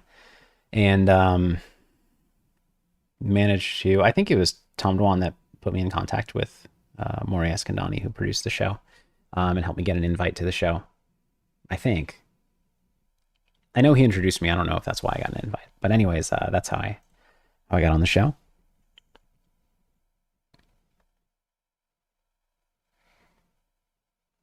Brandon Brown says, "Hey Phil, DNegs has been complaining about running very badly in his vlogs for the past few years now. In his words, do you think he's actually running this badly, or maybe not winning as much as past?" I have no clue how he's running in. I mean, I have no clue how he's running overall. Let me give that disclaimer. But since you asked, I will guess. In tournaments, he's probably running badly. I think that the only area where I think he is not running as badly, I believe he didn't run as badly as he thought it was against Doug heads up. I think I didn't watch a lot of the match, but I think that it's very likely that they ran about average. But that's a guess. He's obviously yeah, I mean he's bricked every tournament. He's definitely running badly there. But I mean I wouldn't say that I think he ran good against Doug. I don't know honestly at the end of the day if he ran good or bad. But I think it's likely that he didn't run as badly as he thought against Doug specifically.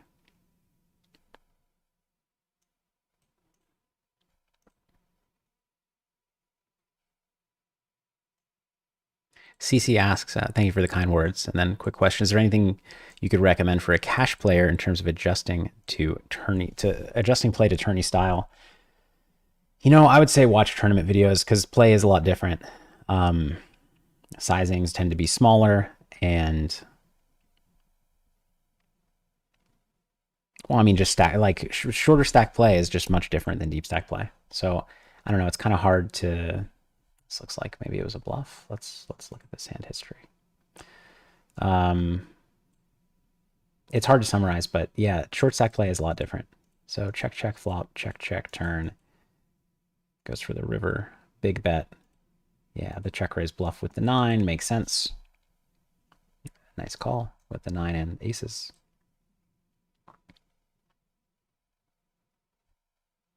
Andrew M asks, "My wife has a separate poker bankroll." No, I mean, neither of us really are as organized about that as we probably should be.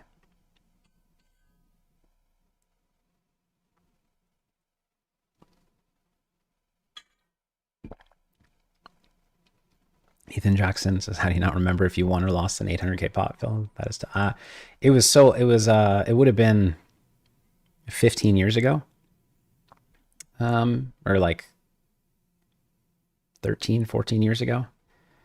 And I'm sure if it was, I don't know if it was 800K pot, a 600K pot, there were a few of that size or close enough. I don't know what the biggest one was. Maybe it was 500, maybe it was less.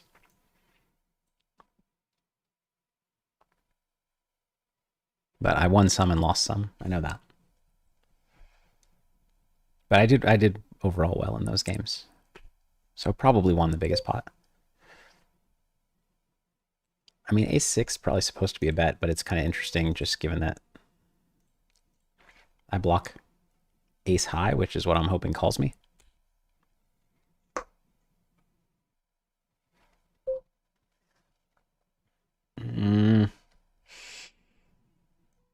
It's tempting to bet for protection, but I don't think it's correct to bet for protection.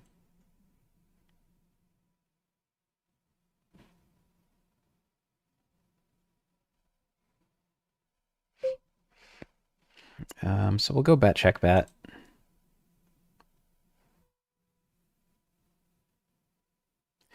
I mean, it's a little unfortunate that he can he can check raise queen 10 plus here very comfortably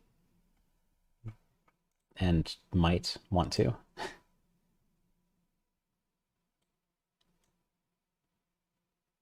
Okay.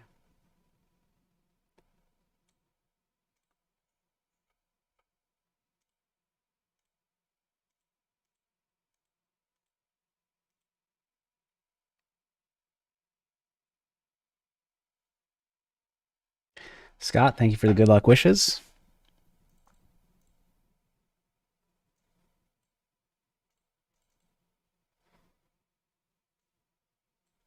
Oh, I think I figured out how to edit the title. Since we are no longer in the 5K, I think I successfully did it. We couldn't figure it out last time when my master. I guess it was just sitting right in front of me, and I wasn't paying attention. It actually, I had to increase the width of my window on YouTube.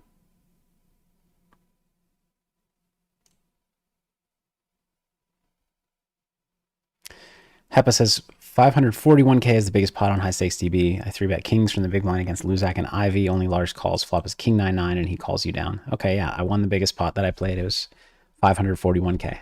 Thank you very much. I actually remember that it was against Lars, so I think that's it.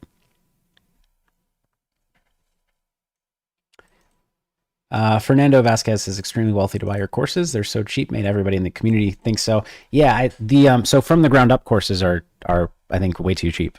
But we like to help people get on their feet in all the games. I was talking about my course called This Is PLO, which is it's $14.99 right now. It's going to very soon go up to $24.99 because it's currently in early access mode. But I just completed the course, and that is, well, I think well worth it for people who are, serious about PLO. For somebody who's just learning PLO, I wouldn't recommend it to somebody who's just learning PLO and plays, very low stakes. Is kind of what I meant.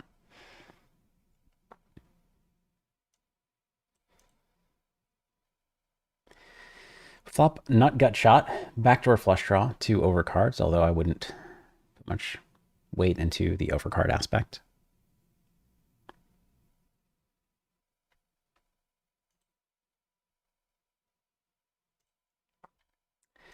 I guess I'm going to bet and see if we can win this pot somehow. And I'm going to go a little bit big because, I don't know, kind of want to put somebody all in by the river. This is a re-entry. We get three shots at it, although I don't know for how long, and also I don't know if that sounds fun if I can't get any other action just sitting here one tabling the 500. But we take it down right away. That's a fine result. Didn't get to put anybody all in.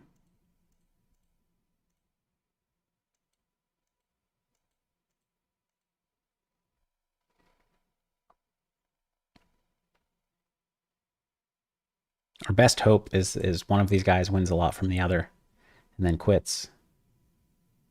And then the loser comes looking for me. But actually, there are other people sitting alone at heads up PLO, 100, 200, so I don't know.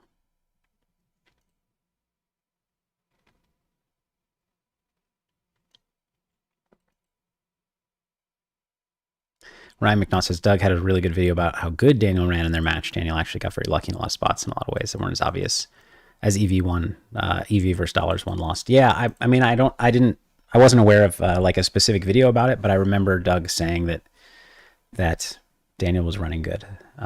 And when I saw him say that, I could tell that he meant it.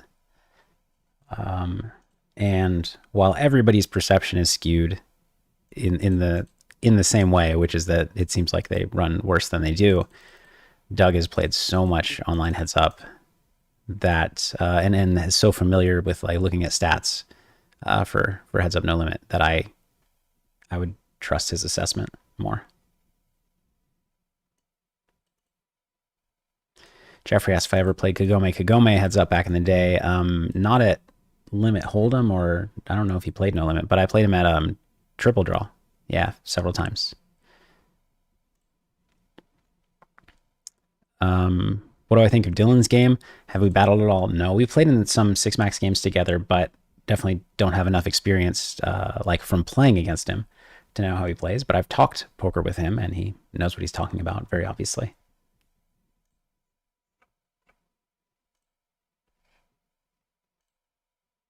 Just looking at the last pot, aces versus deuces.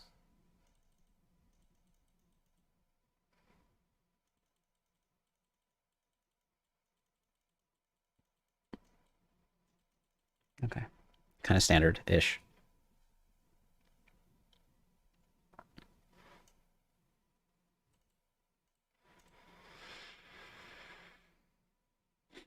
Scott wondering if I'll agree with his take that Dylan's top 5 player in the world in PLO. I mean, I'm not qualified. I haven't played with him. I need to play with him. But when I was thinking of when I think of top 5, I'm thinking heads up, and I'm thinking of the people on like battling on stars. And so I wouldn't have put him there because he's not in those games. But that doesn't mean anything. That's just who I was thinking of. And I was thinking specifically heads up. As far as the best Six Max players in the world, I am not at all qualified to. I don't play in those games. I don't watch those games. I don't study Six Max PLO, so I have no idea.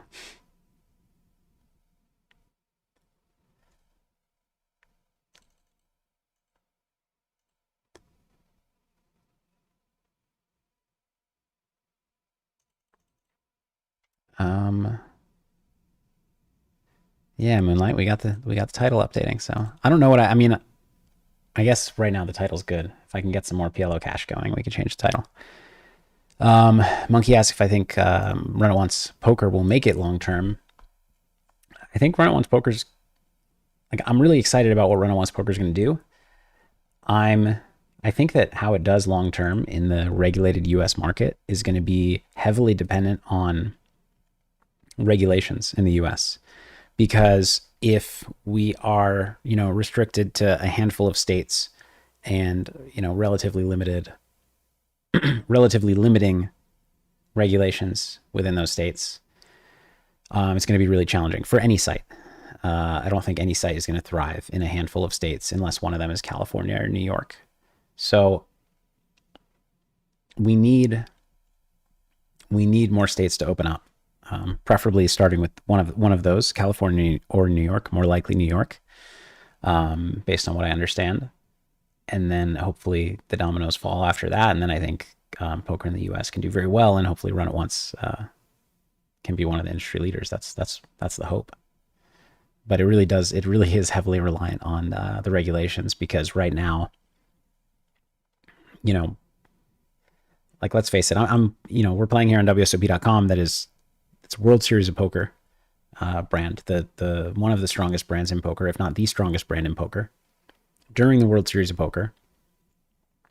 And there are a few tables running at high stakes PLO. During the year, the action's relatively dead. From what I see, I don't tune in that often, but it's really tough.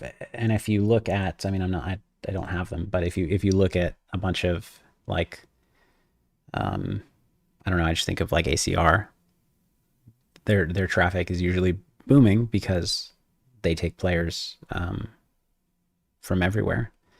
So they're not following the regulations, and it's just really difficult for a site like WSOP or Run It Once or whatever, Poker Stars New Jersey or whatever the site is, to compete against that, because player liquidity is more important than almost anything for running a poker site. And so if you can only serve a single state or a handful of states, there's no way you can get the number of players to like have a great product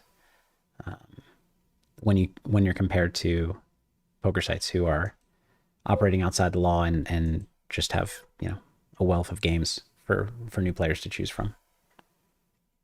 So it's critical to the success of online poker in the US that more states join and that regulations are reasonable. The problem with regulation, like with regulations in general, I think they're important, but usually the people making regulations are lawmakers. They're not poker players or poker experts, and so and they're making regulations for kind of gambling games as a whole, and poker's different than other gambling games, and sometimes the regulations are like don't make sense for poker, but they don't know any better, and it's not their fault, but they should. It would be fantastic if they were consulting poker experts. Hopefully they're open to the US poker sites explaining why certain regulations don't make sense for poker, whereas they might for sports betting, for example.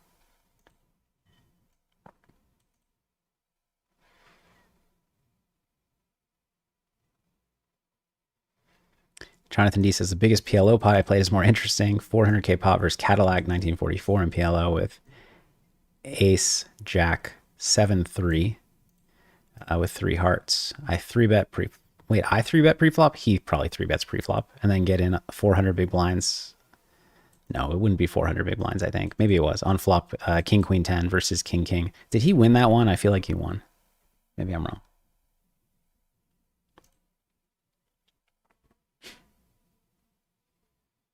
Scrandy's is a great stream, Phil. Thank you. At what stakes did you start your online poker career, and what was your bankroll? So I started by playing $10 sit and goes. $10 sit and goes with I mean, I didn't really have, I put $50 on party poker. I lost it. I put another $50 on. I didn't lose it. Something like that. So, I mean, would I have put more on? Probably, but I didn't have an official bankroll.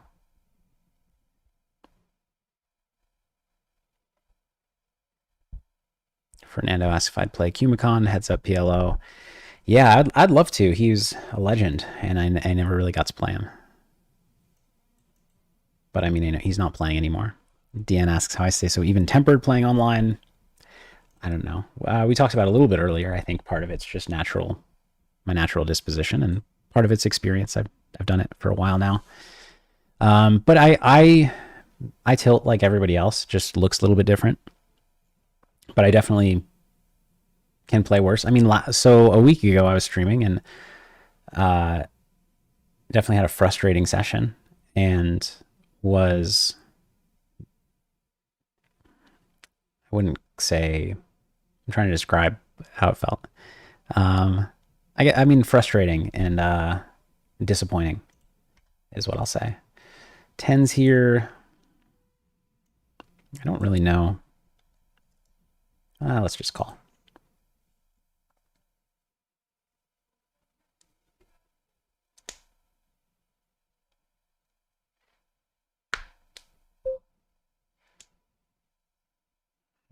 Pretty good flop for me. I'm not going to raise this hand, just call.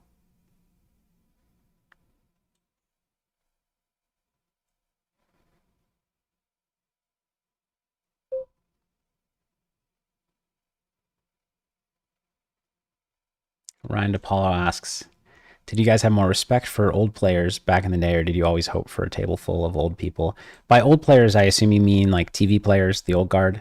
No, I think if anything, back in like at the beginning of online players playing in like, how do I put this? I mean, this hand could be a raise or a fold or a call. It could be anything. It could be anything I want it to be. It's a really interesting run out.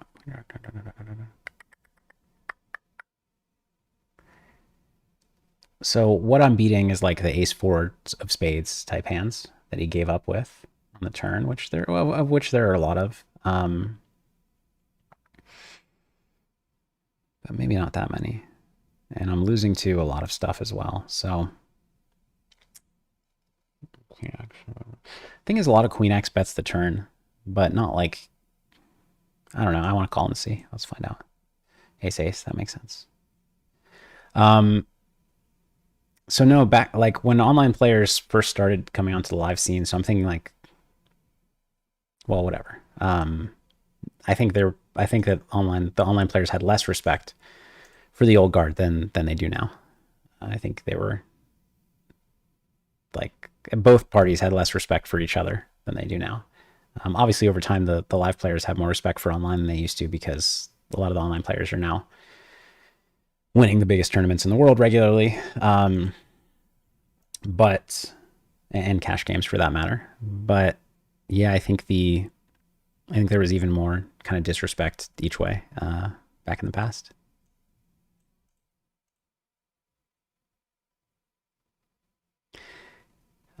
Jimmy Bluffett asks how I think the new Poker Integrity Council with Kuhn and crew will affect things going forward. I mean, first of all, I want to say I'm excited that they're doing it. I think that, you know, I've been a part of conversations publicly of, you know, what can we do about cheating? What should we do about game integrity on a larger scale? And the conclusion is always, there's no real perfect system. Anything is going to be a little bit flawed. So this, like, any system you come up with is flawed. This one is, and any group who can start it is going to have their biases. Like, this is started by GG, even though they're looking to do a good thing and help the community as a whole.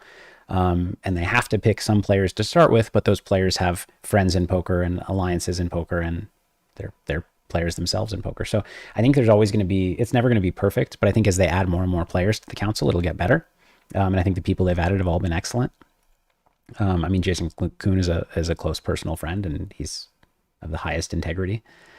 So I think it's going to be, very good for poker. I think it's a great step in the right direction, and hopefully it seems like they're going to be able to get some things done, and I'm excited to hear more about it.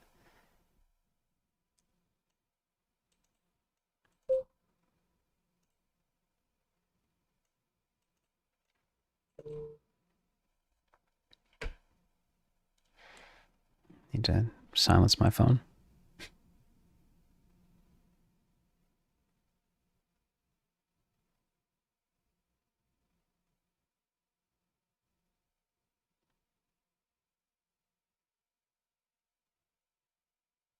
My phone is silenced. Why did I get? I don't know. Anyways.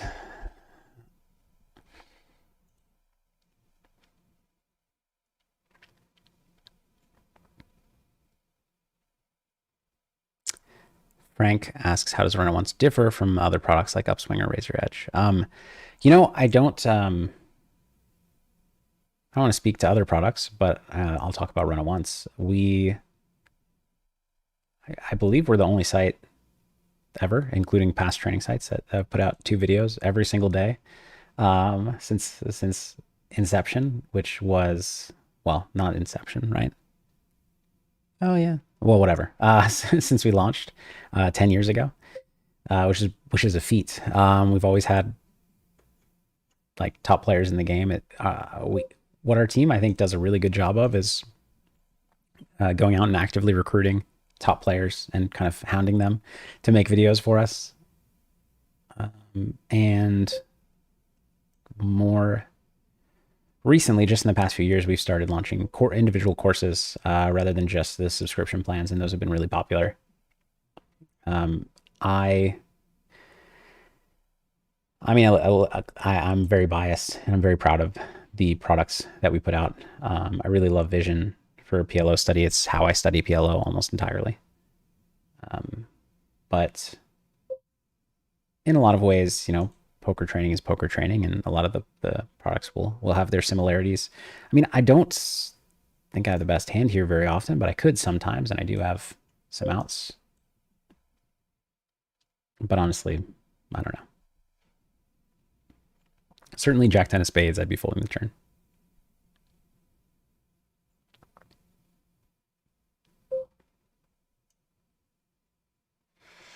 I'll just fold. Vincent says New York is talking about getting online poker, but limiting the hours they're allowed to run, which makes no sense. How do you think this rule would affect tournaments or sites as a whole? So, I mean, that's a good example of like a regulation that could really be really harmful for poker. I guess they're thinking that they don't want people gambling at 3 a.m., but I don't know. You're just really handcuffing the sites. Because then if New York is sharing liquidity with the other states, it actually affects the product they can put out in the other states. So yeah, I'm not a big fan of regulations like that, but if that's what it takes to get New York in quickly, I'll take it. Chad Richardson says, hey, DePaulo in the chat, most entertaining vlogger by a mile. Ryan, if you're still here, I second that. I don't watch a lot of poker content, but I do watch a little bit, and I really like your stuff. So thank you for being here. Akilesh, hello. Good to see you too.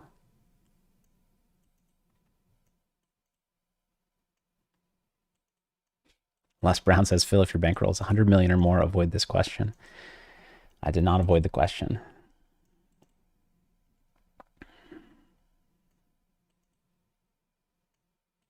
Advantage Player asks, how is it not their fault if they make uninformed decisions with regards to the laws they write? Talking about regulators who I said, make laws that are harmful for poker or not reasonable for poker. But but that might be for sports betting, for example, because like I say, it's not their fault because they just don't know any better. They're, you know, it's not their fault. I mean, I don't know whose fault it is, but the person who's in charge of writing the law presumably didn't put themselves in charge of writing the law. And they do the best they can, presumably. I mean, I guess it's their fault that they don't ask a poker expert. So maybe it is.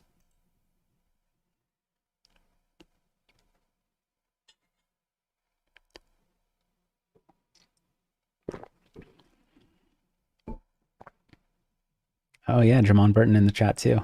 Thank you very much for the good luck wishes. I also like your stuff. Very cool that you guys are here.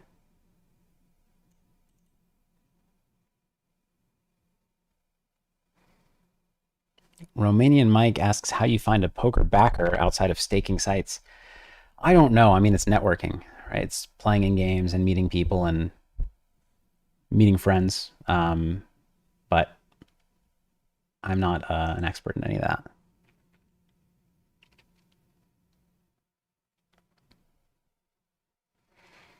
Yoshi asks, how do I know that I'm not on a table full of teammates? I mean, you don't know that, but I think... Well, first of all, they can't pick their tables in tournaments, but I think it's tough. It's a fine line because I think that cheating needs to be talked about a lot, or it needs to be talked about.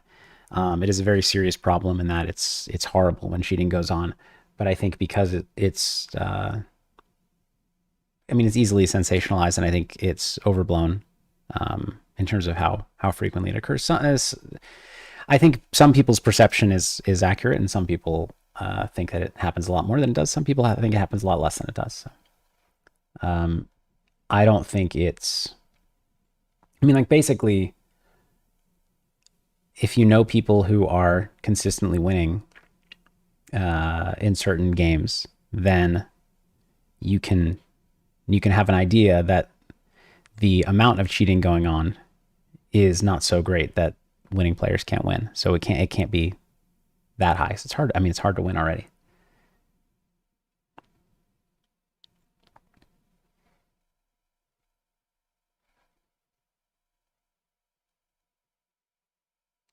Yoshi asks, who's the best poker player you ever played with if you had to pick one?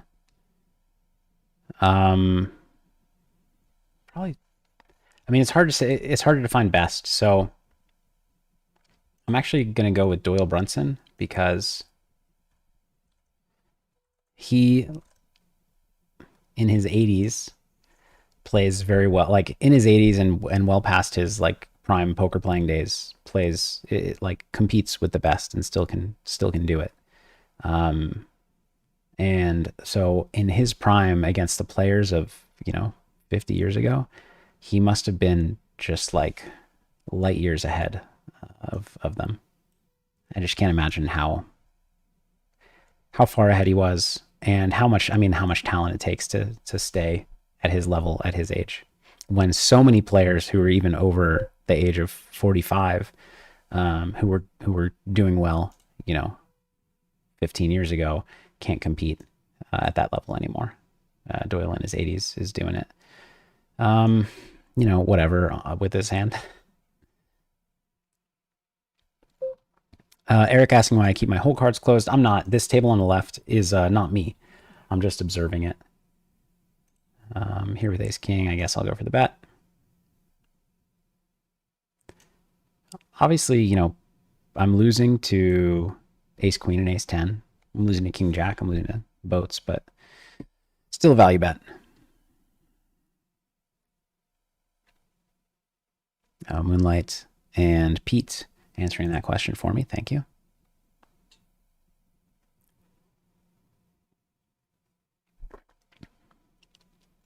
Yeah, Moonlight says time restricted would be better than no poker, I guess. Yeah.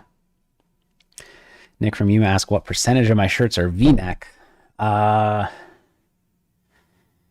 my t-shirts, hey, there's a seat at 2550 PLO. I guess we're going to play because we're one tabling and it's slow. I guess we'll stop watching this heads up match, but I have it off to the side in case, I don't know, just in case. Probably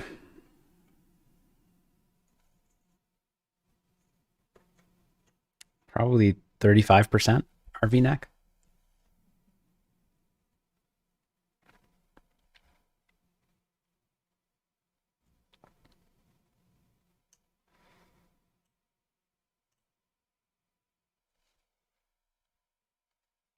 Yeah, Moonlight. Dr. Octagon is Dr.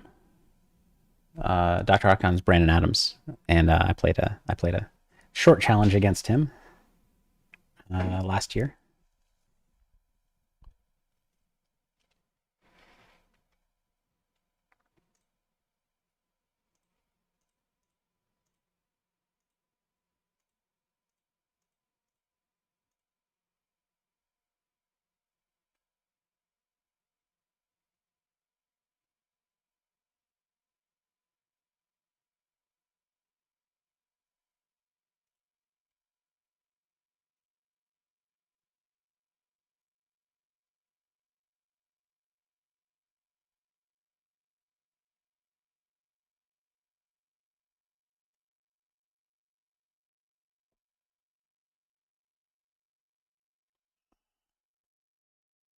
Elric or Iric? Sorry, my eyes. I normally wear glasses. How big of a bankroll do you recommend for 1-3 live game?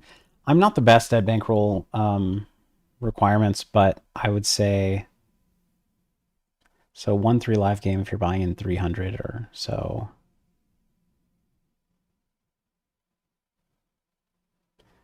I mean, assuming you're a winning player, 12K, 10K, 12K. But that's assuming like high edge. If you're closer to, if you're barely winning player or a break even player trying to be a winning player, then definitely, much more, maybe as much as 30K.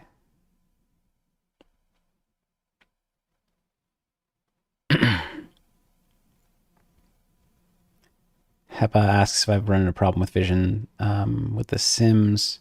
For example, how you studied a hand and result didn't make any sense.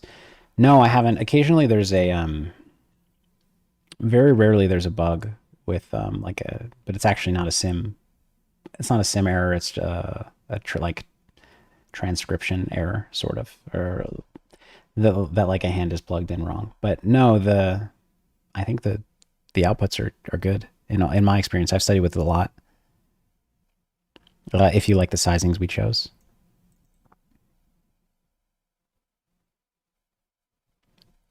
Dave's Painting asks what year, what site, and what stakes did I start off at? I started in 2004 on Party Poker at $10 sit and goes. All right, so we got jacks. We're gonna play.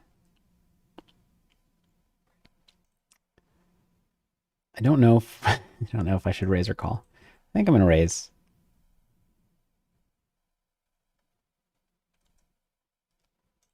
Pretty big when squeezing from the big blind. It's snap called a couple of times. And I really don't know. I kind of like check shoving to try to make the most out of pocket pairs and protect our hand. Like I think sevens feel very tempted to protect their hand here. I kind of feel like a smaller raise now looks like shove doesn't look very bluffy, so let's just go with. You can't type in your bets here. It's kind of annoying. That amount.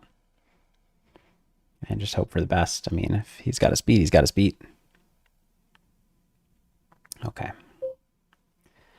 PLO, we're playing a hand. Our first hand we're dealt, actually. We're playing in the big blind.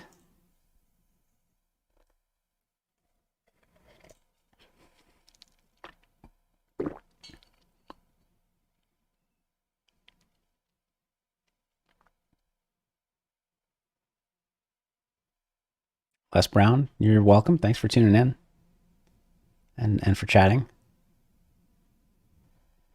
We're going to check call here.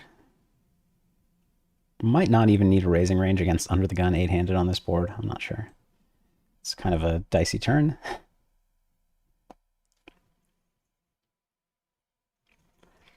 And 7-6 suited will fold now.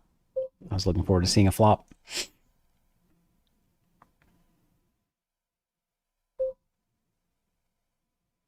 I mean, I'm not going to fold yet, but it's not looking great. I'm dead against value, except for my jack of spades out.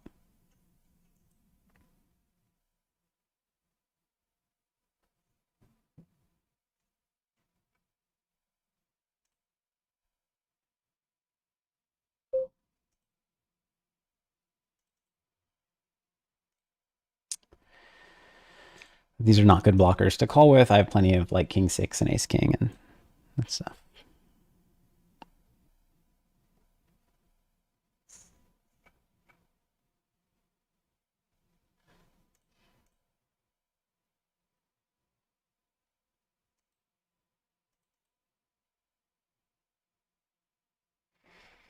So 25.56 max, that might start. I'm going to let it breathe for a little bit, see if some more players join.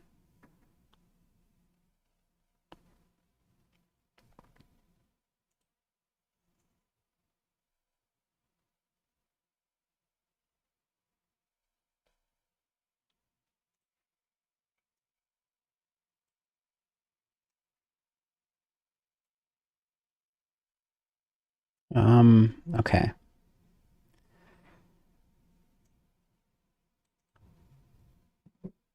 So where did that question go? Nick asks, hi Phil, how much of a roll would you recommend? I need to play live 2-5 PLO for a living, and what win rate over 500,000 hands at 25, 50, 100 PLO online should I aim for before attempting to go pro? It's a great question. I want to try to give a good answer. It's hard to give a good answer too. As for a bankroll for 2-5 PLO live, let's call,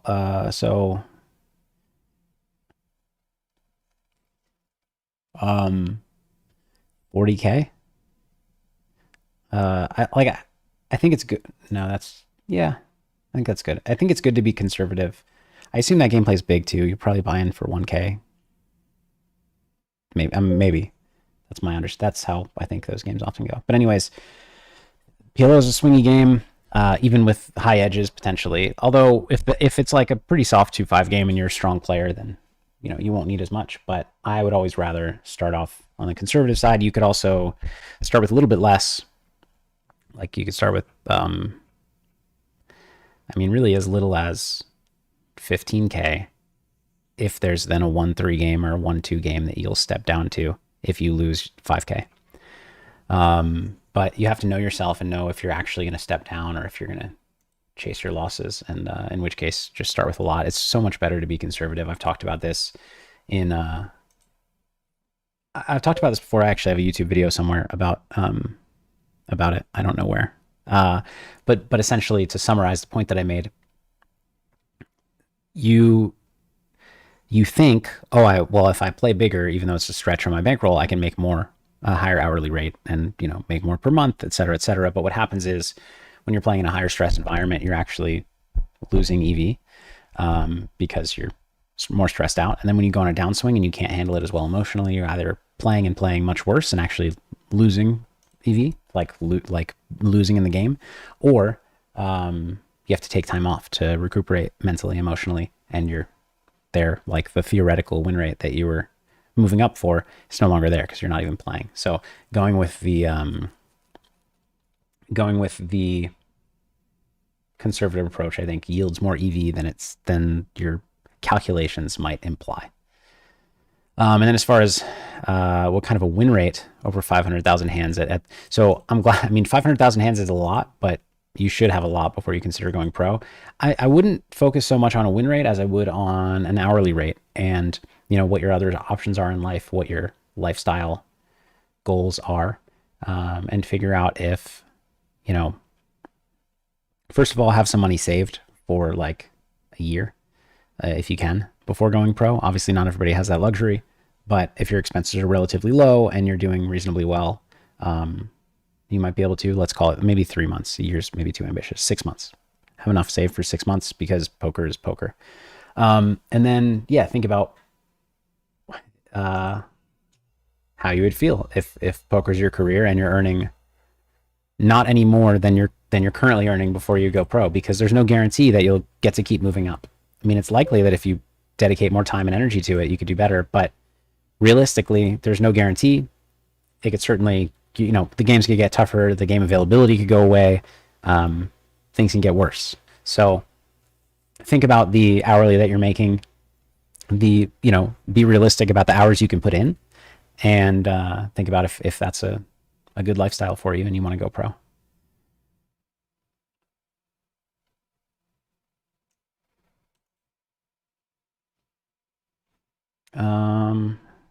So big blind defends. I think we can do a lot of betting.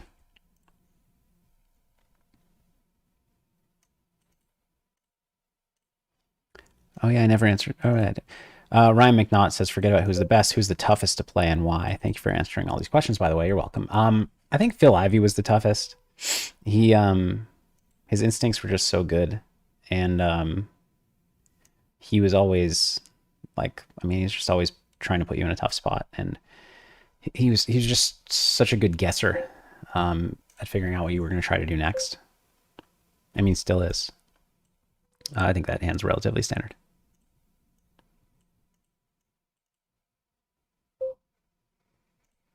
Raising kings here, I mean, standard against limp.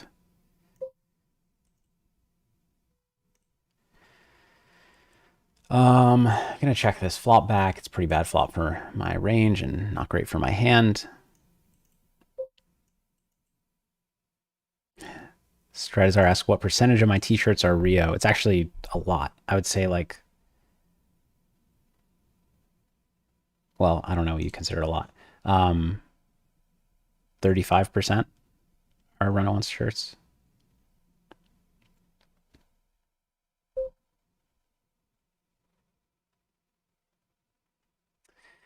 Five deuce suited. Let's see if we can make something happen. Might make something happen.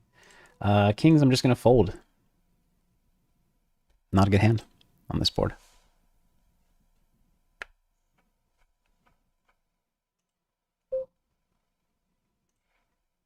So we're not going to fold here. The question is, do we want to raise to kind of...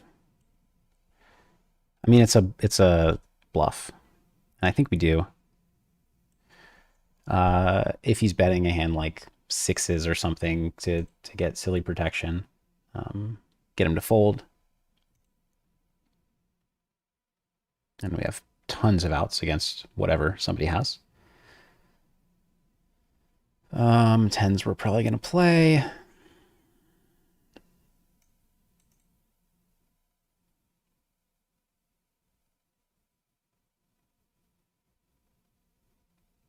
Mitch Larson asks what I think about the...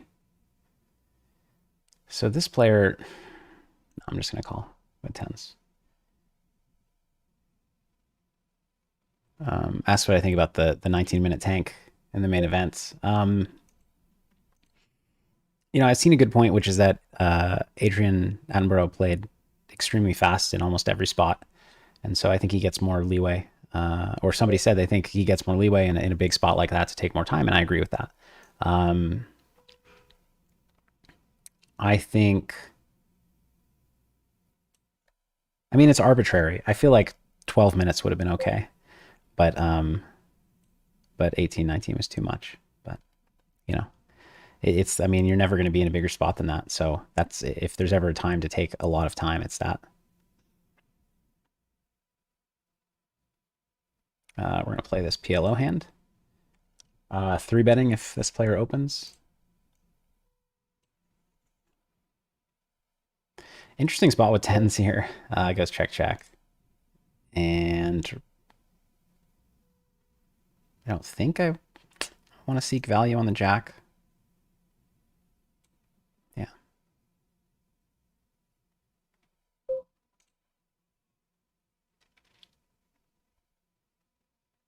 Yeah, cool.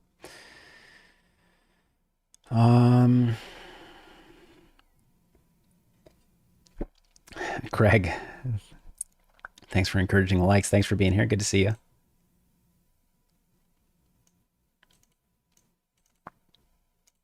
Michael Wong asks, "Hi Phil, what kind of adjustments should I expect from microstakes 6max PLO to live PLO?" So assuming microstakes online, I guess microstakes is only online. Silly question from me. Play is going to be looser, I think, in live PLO.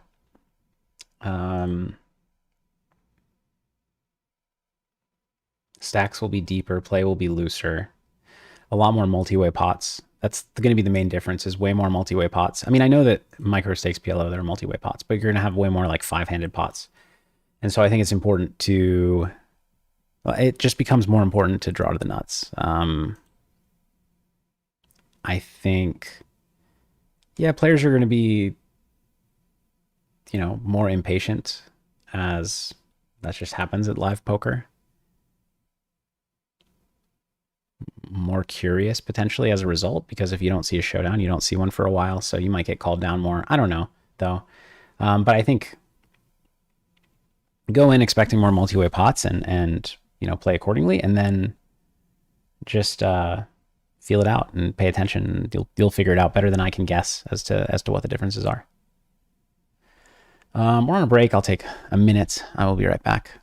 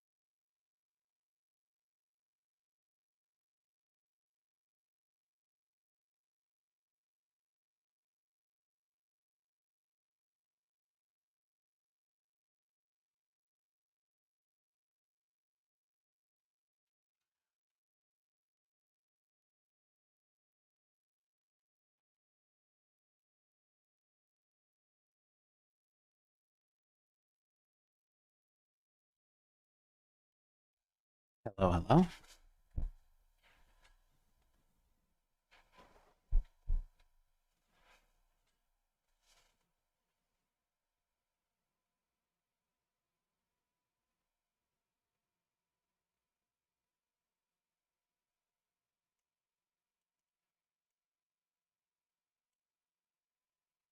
Oops.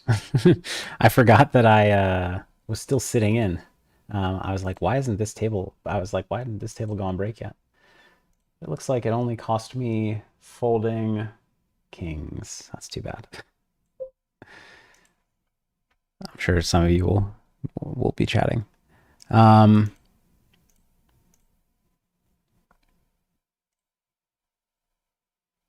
looks like the PLO game down here broke. Dr. Octagon. Brad Adams taking a small loss. I mean, I'm still sitting. I'm not going to, like, there are a lot of people sitting alone, but they know that I'm sitting alone too. If they want to play, they'll come play me.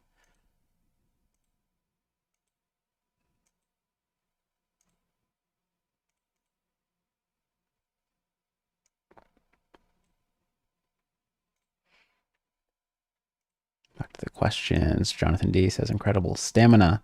Still be engaging with all these questions after several hours. Honestly, might be more impressive than your poker skill. Thank you. I actually didn't even, I lost track of time. It's honestly, well, you guys ask good questions, and I'm kind of bored at the poker table, so may as well.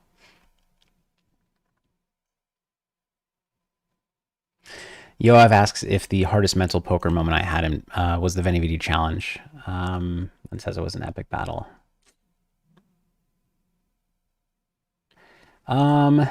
That's a good question. I also don't know if Ace Queen Queen is a call here. Probably not. Trying to think of a tougher time. I feel like I've had tougher, but I don't. That's definitely the toughest time I can remember, I guess. I'll put it that way. So, yeah. Maybe that was the toughest.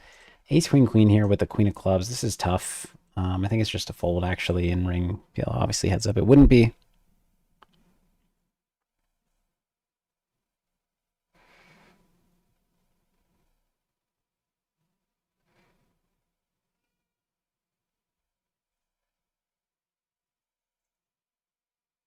Ice Banked. What's up?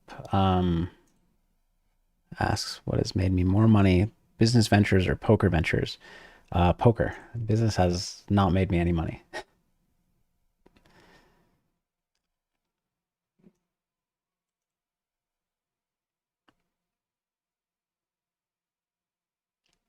Chuck says, I have to say I met Bill Klein while I was in Vegas. He's a super nice guy, and I told him I remembered when he bluffed you on high stakes poker. What are your thoughts on that hand? Yeah, he's super nice. Always been nice in my interactions with him. He seems awesome. He, I mean, he played the hand well, and I still like how I played the hand. I didn't know that he was capable of that, and it just really seemed like he had a full house. So.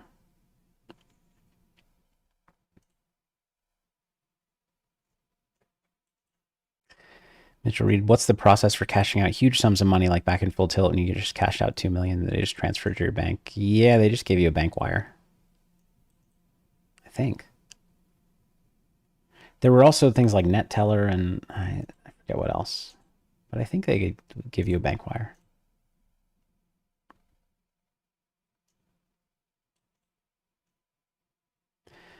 Romanian Mike's asking why that guy took forever with Jack 4.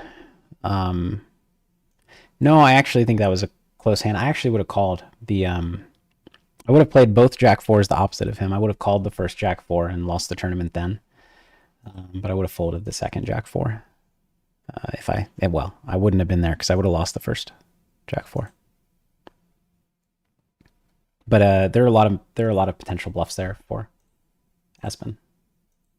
When all of those draws miss, and it's like not like Espen can check down Jack high there.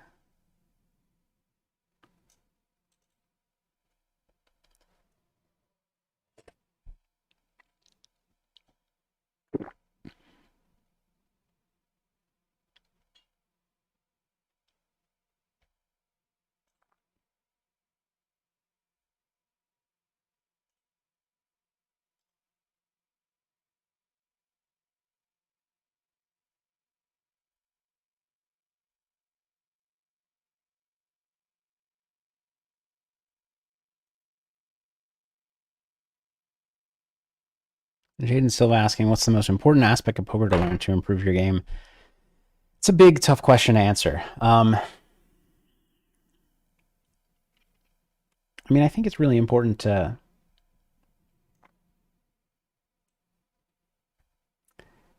just get good, like to have good ways to learn and habits to learn, whether it be studying with solvers or watching training videos or hiring a coach or going over poker with friends. But I think, any individual concept is only going to get you so far. It's the kind of compounding returns of study and improvement over time that's going to get you great.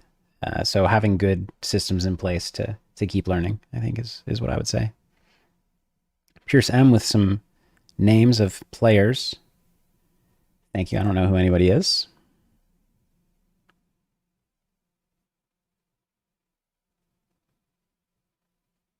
Obviously opening aces under the gun. Ace 10 offsuit, gonna fold. So aces with the nut flush draw would certainly be a bet on this flop. I think this still might be a bet. It's a nice hand to clear up equity with when I just have one pair.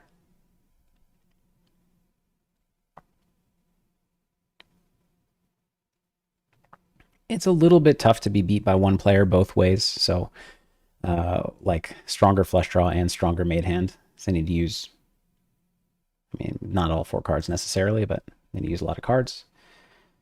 Now, had Tesla raised flop, I can go with it against him, but now I think multi-way is just a fold.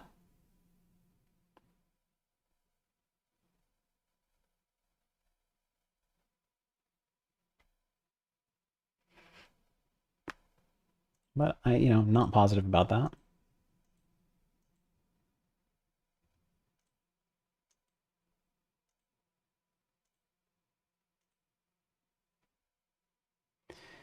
Jack, Jack, 6-4. I'll raise it up.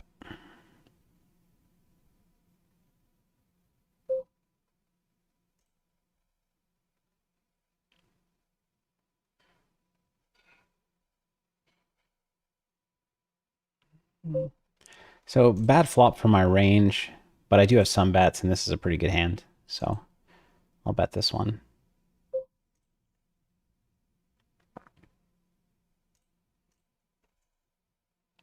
Raise ace-7 suited. Obviously going with it against a short stack.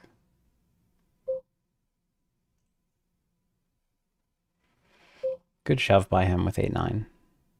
But unfortunate result for him.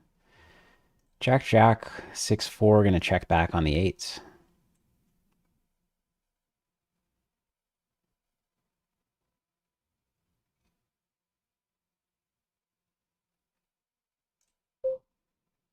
And now we're facing pot, so he's repping an 8 or better. 6-4, both bad cards to have. Jack, Jack are kind of bad cards to have, so I think this hand is just a fold. I mean, the 6 is somewhat useful, but I think it's just a fold.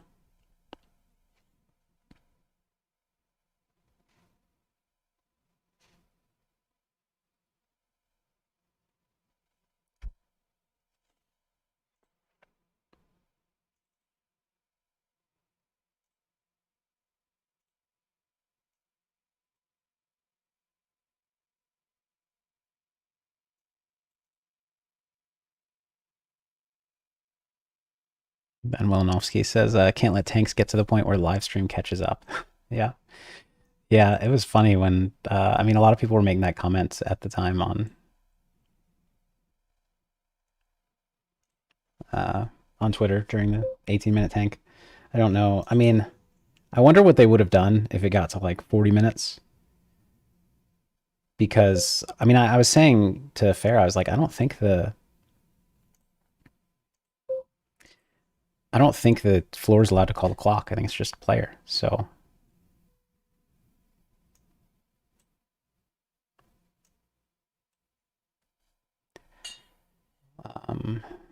see bet range over here. Left table, I see bet with, pretty weak hand, but this is a board where I can just go 100% see bet. And I think I want to blast off here. But I think I want to do it with small turn bet, big river bet.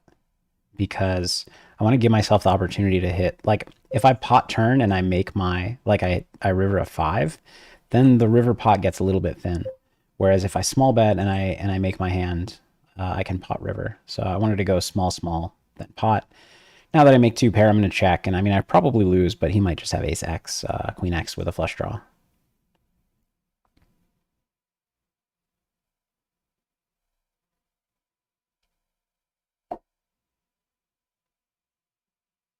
Romanian Mike asking if Attenborough could have just waited for a better situation. I don't think that's the right approach when you're playing heads up against a very strong player. He had an ace.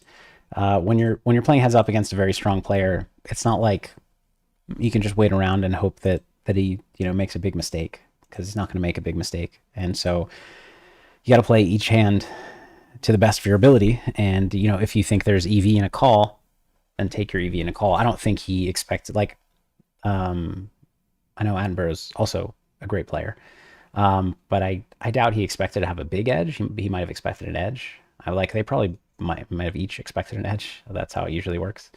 But I don't think anybody expected a big edge, and so you can't really, you can't wait. You got to take every spot that you can that you see an edge. And if he thought that that calling was plus EV, that it would win him chips on average, then Gotta do it.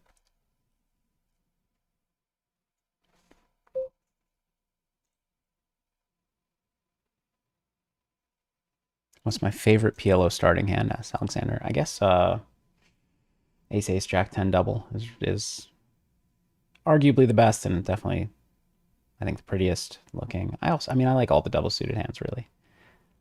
Ace Queen 10-9 double. That's a nice one. James asks showers in the 5300. Yep. Early showers. Ryan McNaught asks, would I have 3-bet the first Jack 4 or just defend? Do I even make it to the turn? Well, first of all, I should point out that Attenborough plays like he understands no limit theory much better than I do. So kind of doesn't matter what I would do. The only street I would have, well, I think that basically I think the flop and the turn, well, I think all post-flop streets are questionable. I think that the pre-flop 3-bet is something that you do sometimes, but not every time. And then flop, I think, is probably not supposed to be a bet based on my understanding. And then turn is one of those really interesting spots where maybe it's a bet, but like a low frequency bet. This is like theory. So I probably would have, I might have 3-bet pre-flop. I would have checked the flop. Had I bet the flop, I might have bet the turn. And then I probably would have called the river had I bet the turn.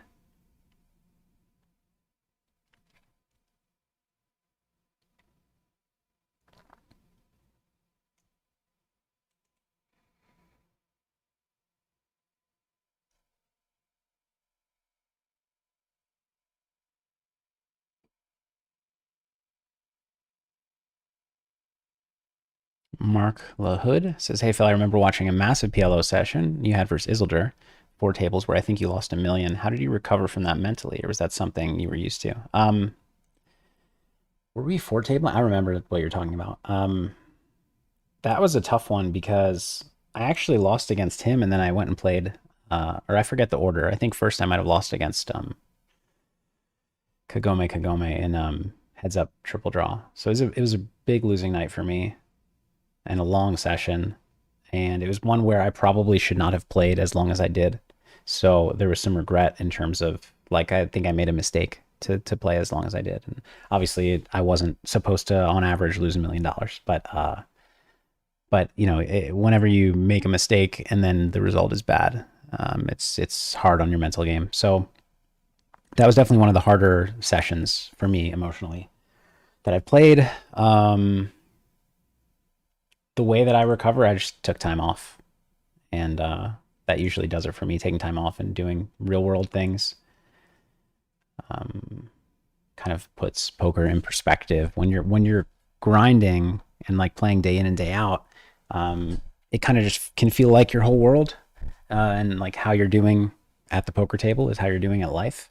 And so it's always helped me to take a step back and remember that poker is just a small part of my life, and losing at poker does not mean losing at life.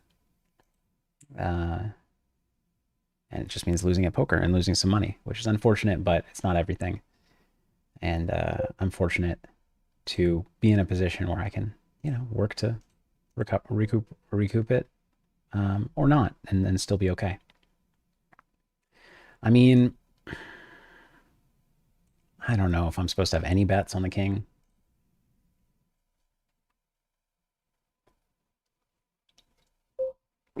But I like, anytime I say something like that, I really don't know the optimal play. I'm just trying to guess. Then I think Jack High is, I mean, it's a fine river bluff, but it's just tough to get 2 people to fold. Nobody's folding a king ever if they have it, because I can be value betting a king. I don't know. I just don't like the bluff spot. Queen 5-4 double. I think against middle position I can't 3-bet. Easy fold with Jack 10.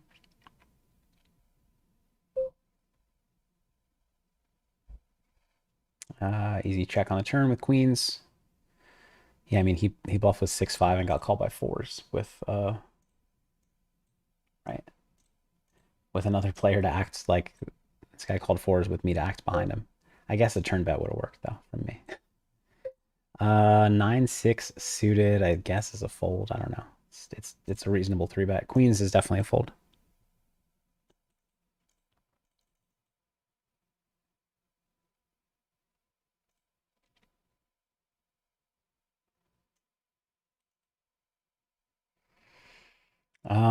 Unfortunately, Ace Jack 10 9 is just a fold here. It's a beautiful hand, even not suited to the ace. It's a good hand, but not good enough at this point. Queen 10 suited, I'll peel.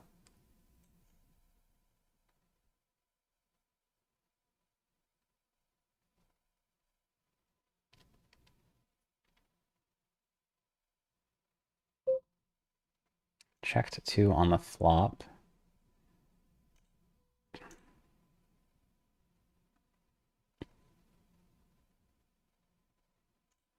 It can go either way. On the turn, you cannot go either way. You have to bet this hand when check 2.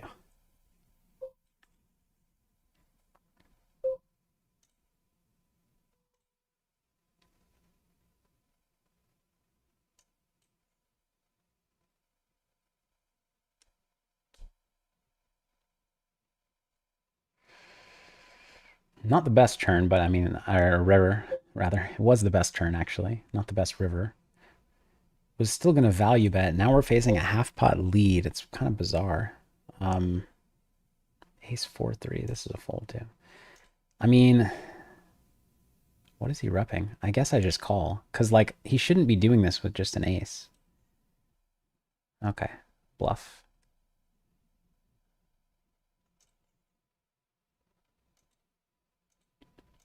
I mean, he's kind of repping a better hand than mine. That turn call is obviously way too loose, so I think this player's making some mistakes. We can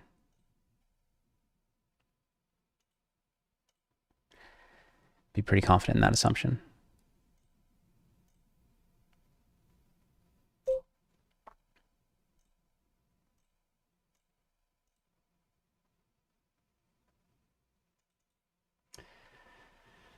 Another table that might start, probably not.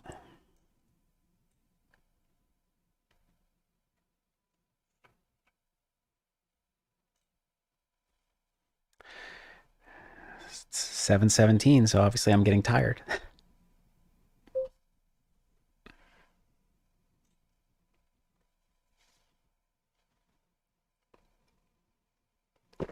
I actually slept in today till 7:30, which is late these days, but still feeling a little tired.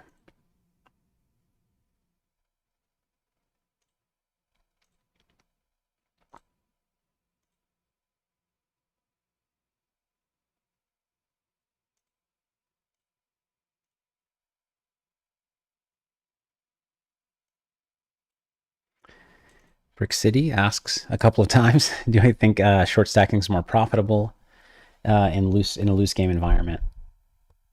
Is it easier to be good at than deep stacked? Yes and yes. I think the answer is yes. Unfortunately, I really don't like short stack poker, but the answers to your questions are yes.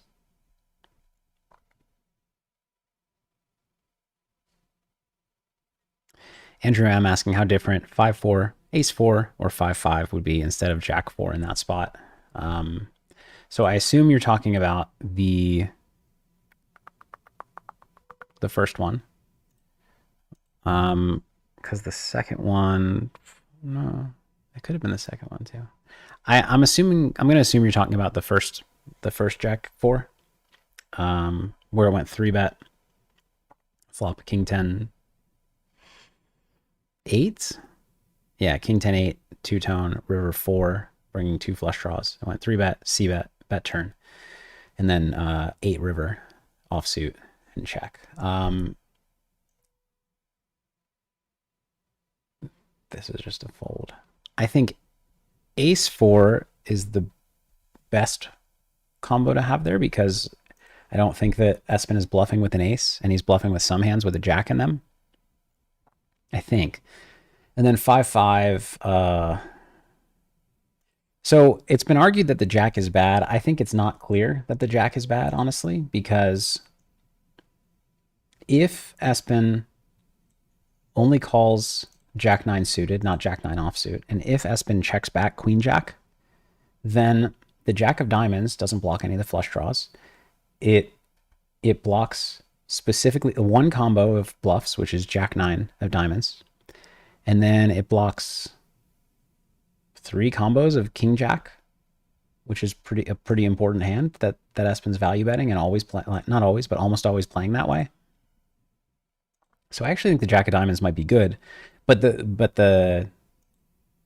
it's a big if, because Espen might call Jack 9 offsuit preflop, and he might bluff Queen Jack offsuit on the river, in which case the Jack is definitely bad, if both those things are true. I have all the backdoors here, but it's still a fold to bet call. So they're all kind of, I mean, an ace actually doesn't block bluffs, but it doesn't block value either. I guess it blocks, I mean, if Espen's crazy enough to, or sick enough, I should say, not crazy, to bet ace 10 there, but he maybe should. I don't know about should. Maybe. I don't really know the answer. Cameron B asks about what clearing up equity means. So in multi-way pots, basically, like, you can have the best hand with top pair against 4 players, but each of them has whatever 20% equity or something because they have a single pair and backdoors or whatever the case may be. And so it's helpful to get the pot heads up and clear up your equity against that large field. So betting small, getting a couple of players to fold, getting called by one player, even though you're not bluffing with your hand, you probably you have a good hand, but you are getting people off of hands with equity.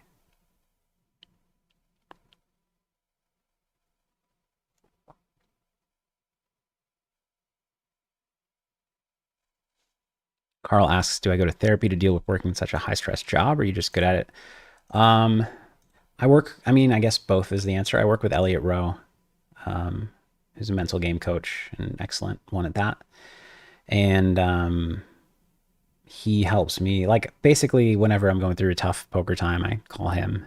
And even when I'm not, sometimes, just to get my head on straight, I call him. Yeah, that helps me a lot. Here we had King against, oh, the turn straight. How did this go?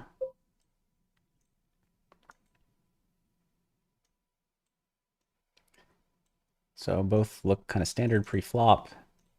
6-7 bets. Kings just calls, thinking the board is dry enough. Trucker Ben goes for the tricky turn check. I don't like the turn check. I like the flop bet. I think I would just bet turn. Despite it being, such a weird card, because you're not going to induce that much. And then check calls river. I like that.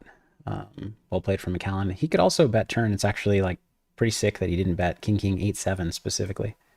Like dry King is one thing, but King with the straight draw is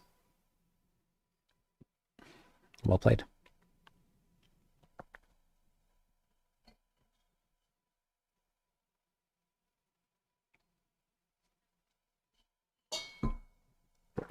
Pat Baldwin asks, Phil, how would you improve on knowing when to end sessions, even if you're up a significant amount in the day? Do you ever implement X amount of buy-ins or just quit when you're tired? I mean, it varies based on your situation. So now I have a fixed schedule, kind of. So I play during fixed hours, and I know when I'm quitting. But, well, with the exception of nights like this. But I think, so the time to quit is when you're not playing your best. And, the time to quit is when it's higher EV to quit and or better for you emotionally to quit, which ends up being higher EV in the long run. So there are times when you're in a game that's so good and there's not going to be a game the next day or the day after that. And so sacrificing your next couple days to stay up later and continue is worth it, assuming you're still a favorite in the game, even at your B game or C game, which is often going to be the case. Although the deeper into the alphabet we go, the worse we are at judging our actual game at the moment. So there are times, I think, when you should, play late, and I don't usually base it on how much I'm winning. Sometimes I'll have, I think that a stop loss is helpful, not because the actual reason to quit is, not because that in and of itself is a good reason to quit, but because people play worse when they're losing. And if you trust yourself, like if you just leave it up to you to say like, well, I'm playing a little worse now, I should quit. When you're losing and tilted, you're not going to assess the situation very well. So just having a stop loss in place is kind of a guardrail to protect yourself from,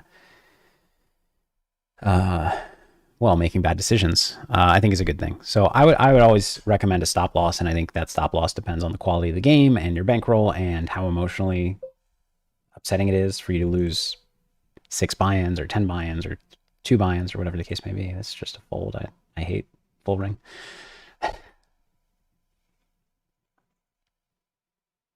So hopefully that's helpful. Craig wants you guys to wake me up a little bit. Yeah. Anthony asked where my apartment in New York City with the slide was. What was my favorite part of New York? It was in the East Village. I mean, I hung out around where I lived quite a bit, so I don't really have another favorite place. A lot of the, like, I would usually eat around there and meet up with friends around there. So I guess East Village is the answer to both questions. But I didn't, honestly, I'm a homebody. I'm not that passionate about any part of any city other than my home.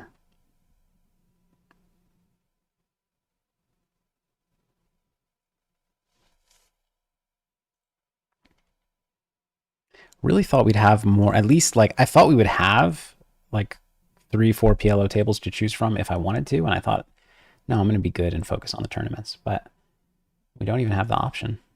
And I'm only in one tournament now. Easy defend here. Remember, this player had made some mistakes, so would defend even a little wider than usual. But now I'm just going to fold. King 4 suited. Jack, Jack, 3-3, looking to defend the big blind.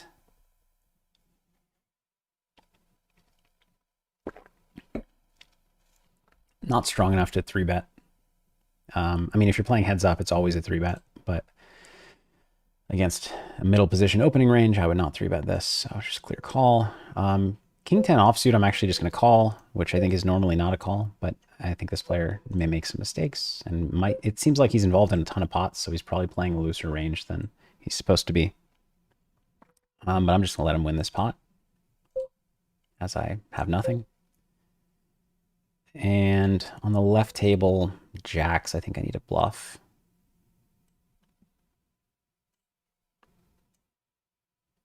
And I like going big, repping straights and flushes. I have jack, jack blockers. I have a 3 of hearts. I think this is, quite credible. I check a lot of weak flushes on the turn. Would I pot jack 10? I don't know. Maybe I would. I think I probably would. Makes a good call. The ace, queen, queen 10 with the queen of hearts.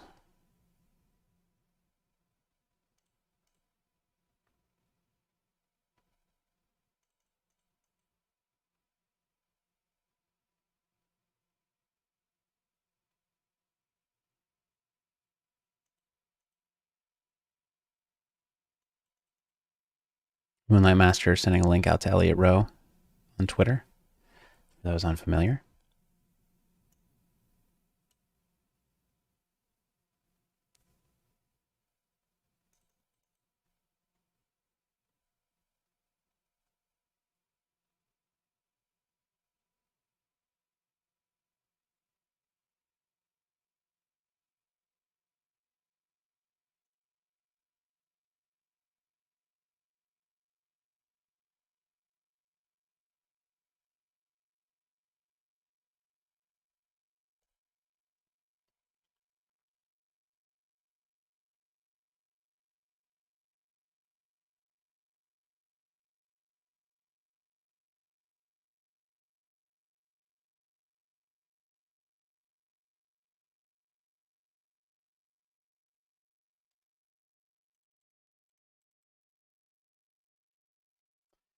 Brad says, you mentioned that you work with Elliot Rowe on Mental Game, and in the past you worked with Tommy Angelo on, I assume, that too? Yeah.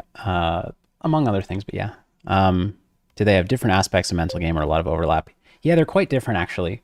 Tommy, 4-3 suited is probably not supposed to be an open, but let's get in there.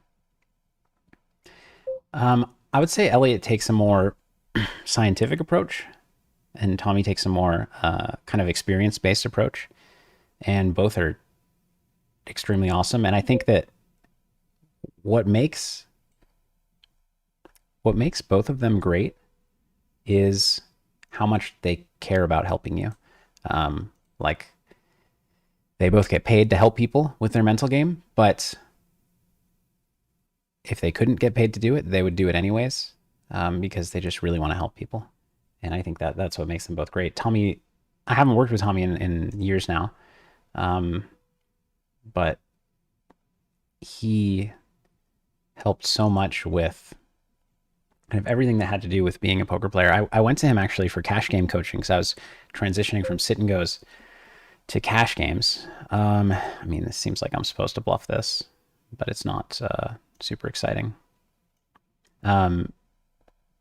About transitioning from, I thought that I was going to learn cash game strategy, but instead, what he taught me was everything I needed to learn about being a pro and kind of approaching poker as a job and kind of the pitfalls to watch out for.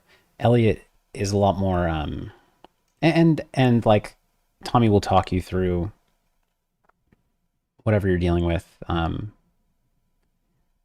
lot of common sense and a very zen mindset, and it's really kind of contagious, his mindset.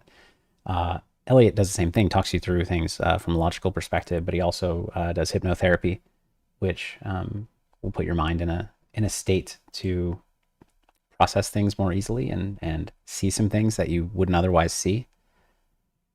So that's, I guess, the best way I can describe the differences between them. They're both excellent, and despite having not worked with Tommy in several years, I would still recommend him. I'd highly recommend them both. Elliot is extremely expensive these days, but he does have products. He has Course on Run At Once. He has the Prime Mind app. So I'd recommend those for a lower price point way to get to his work.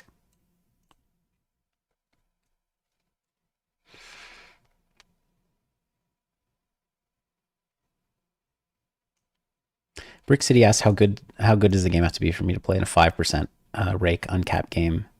What is the rake in Nosebleed Cash in Vegas? So private game rake I know is super high. I've never done calculations on like 5% uncapped, so I don't really know.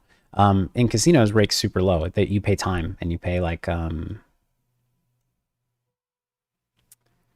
it's $50 an hour I think or something for the table, for the whole table. Maybe it's a little, no, it's like $7 a person per half hour. Am I wrong? Or is it 50? I don't know. I don't remember anymore, but 'cause I haven't played in a few years live, but it's not very expensive. I know that. Compared to the stakes.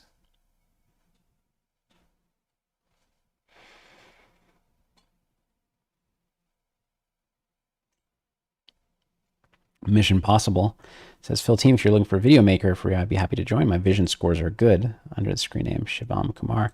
Yeah, reach out. I mean, if your vision scores are good, it's a good indication that you very much know what you're doing. Reach out to support at runatonce.com and tell them a little bit about yourself as a player. We're always looking for great coaches. I can tell you they're going to ask about your results and going to want to verify them, not just in vision, but in your games. They're going to ask about what you play, and they're going to ask you if the answers to all those sound good. They're going to ask you for a demo video for them to review and probably me to review as well.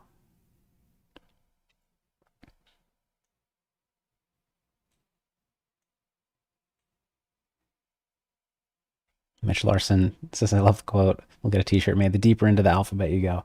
Actually, I was thinking while I was saying that, this is pretty good. I'm glad you enjoyed it as well.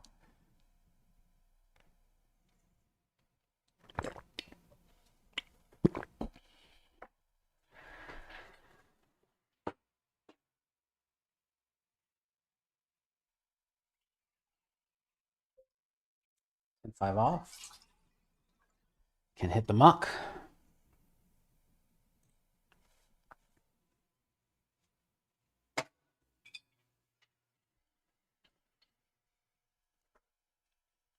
Actually, let's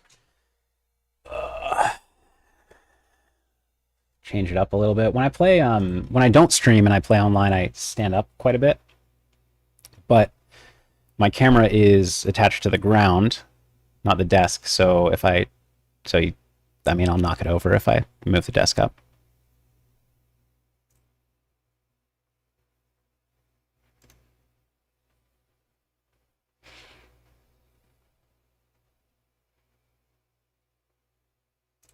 It's a nice hand.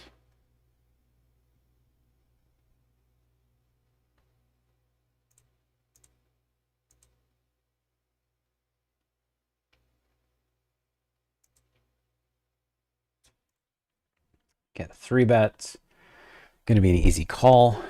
And we will head to the flop.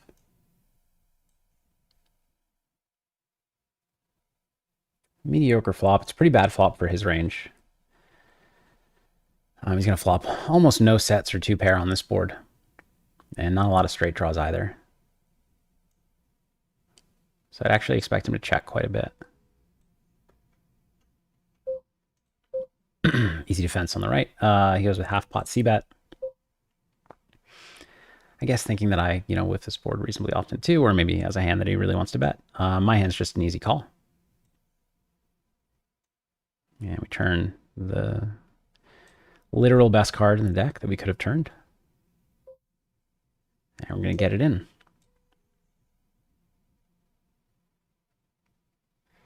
Yeah, pretty standard all around. Ace 8, do we want to value bet? Maybe.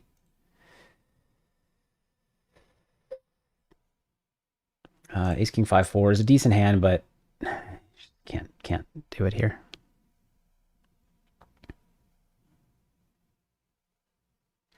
Claudio Morales says, my 2-5 NL plays like 5-10. How do you adjust the game? Pre-flop bets usually close to 45 to 60. So at 2-5 NL, the pre-flop open raises are to 45 or 60. If that's the case, I mean, you just need to play a really tight pre-flop, and assuming that everybody else is not playing super tight, which I'm sure they're not, like that, you're making so much money just by them putting in so much money bad pre-flop. You should probably go with a strategy of like, so I think when facing larger raises out of the blinds, like especially out of the big blind, since you don't have good pot odds for defense anymore, it's good to play a more aggressive strategy. So like defend a tight range, but do it with a lot of 3-betting. But yeah, I mean, it sounds like like that game, they're going to beat themselves. So you just have to play tight ranges and not get involved, and don't fall into the trap of, okay, well, these guys are playing a lot of hands. So when he opens to 50, like my Jack 10 offsuit looks okay on the button. No, just let them put in way too much money with too many hands and play your good hands, and it will take care of itself. Ice Banked, I think you already asked this. Not trying to do a gotcha question. I'm genuinely curious. Have you made more money from poker classes, business ventures, or from actual play? From actual play, I've actually lost money net on business ventures. Although I'm getting close to break even. Actually, not that close yet. Closer. Ace 4 offsuit. I'm going to fold.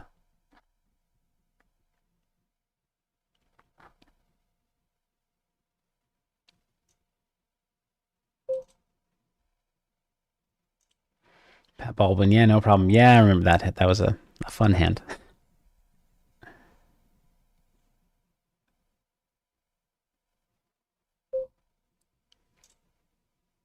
Yeah, I'm seeing $10 down, $8 down, which is a half hour. Ice Banked asks, is live 1020 softer than online 1-2? I've always used 10 times the stakes as the kind of rough equivalent, so I think they're probably close, but there's a good chance I'm a little bit out of touch. 10s from the small blind, I'm just going to fold, even though they're a pocket pair. It's just not a very good PLO hand. 10-10. I mean, it's 10-10, 7 deuce, the worst 10s I can have.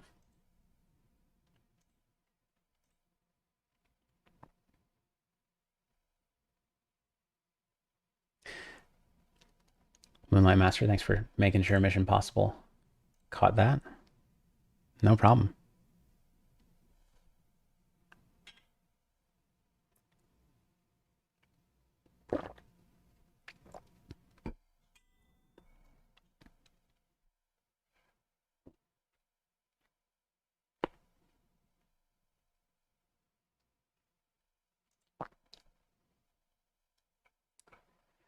I might try. All right, so aces, really weak aces against a short stack is going to definitely be a 3-bet. Would like to reduce the stack to pot ratio and, you know, get some money in while I'm an equity favorite.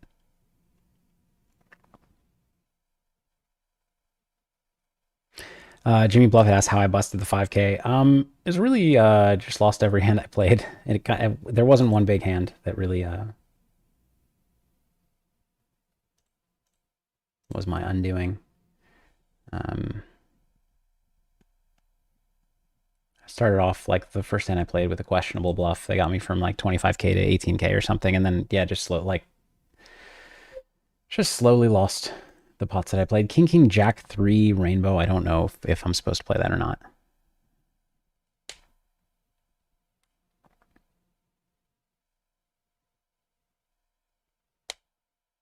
But it's definitely close. It's fine to play.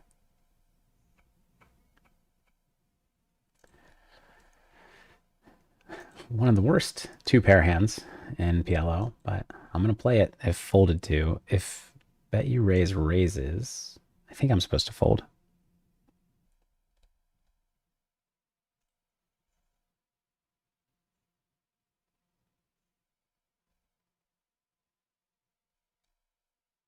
Ice Bank says the real Phil video is a great watch. Thank you. I enjoyed making that. It was a lot of fun. I was anxious about it because I thought a lot of people wouldn't realize it was a joke. And I mean, a lot of people didn't realize it was a joke. All right, so 7-7 deuce deuce. I really don't know if I'm supposed to call this because he's short. He's going to shove every flop. If I don't, I mean, it's my hand's easy to play. If I don't flop a set, I fold. But I can't like. It's not like I have great implied odds against him. So I'm actually just going to fold.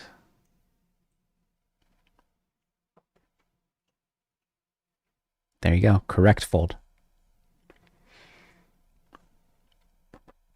Jim Ross asks, do I ever consider coming to Austin or San Antonio, Texas to play the big cash games or tournament series anytime? I'm unaware about the big cash games there, and actually unaware about the tournament series too. What runs? Specifically cash games? I'm more interested in. What cash games run? And is it just are they private games? Because I don't get invited to a lot of private games.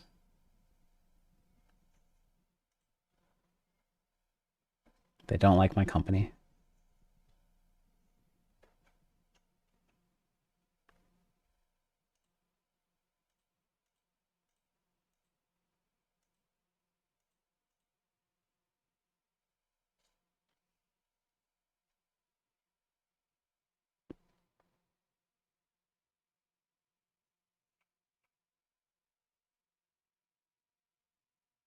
Jack 8 suited.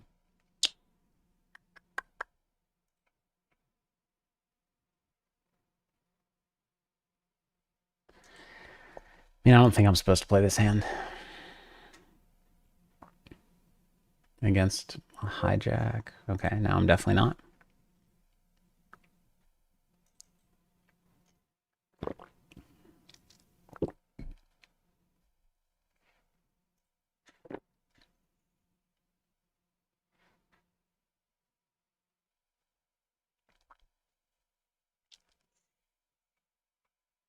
Jack 10 suited. I'm probably supposed to play this in most scenarios.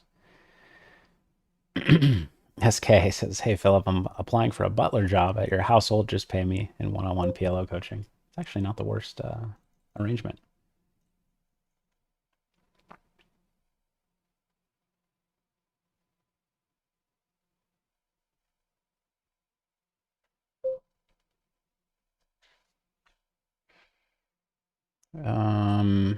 C-bet.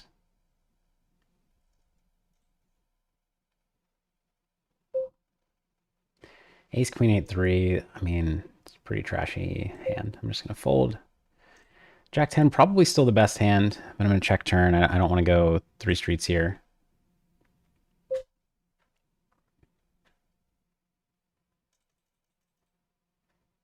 What does he have? Pocket? I'm just going to check. I mean, I think I win, but I'm just going to check. I don't know what he's going to call me with. Ace high.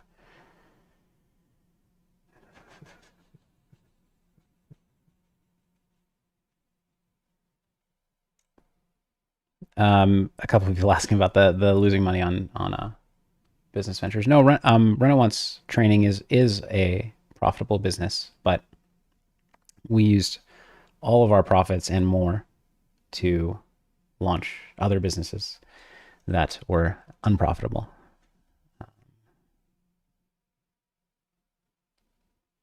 Our intent was to use all of our profits to launch the other businesses and try to do some cool things, but it ended up costing more than that. So I had to put more in. And we're working, I mean, now I'm working to recoup that, I suppose. But paid a lot of money for a lot of very valuable lessons, I would say.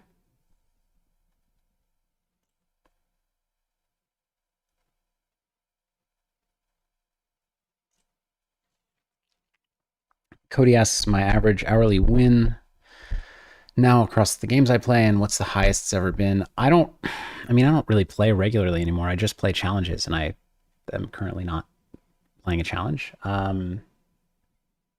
Highest it's ever been. I mean, back when I was playing there were 501k online no limit games, and I probably had a win rate of, I mean, like 3 tabling, so 200 hands an hour with a win rate of,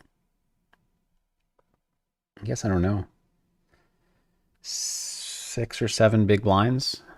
So that's like 12 to $14,000 an hour. But those games didn't run regular, like very often. They ran like a decent amount, and obviously your actual result is it's going to vary quite a bit. I know, like, you never really play enough of hands there to know your actual win rate. I'm guessing my win rate. But I have no idea, honestly.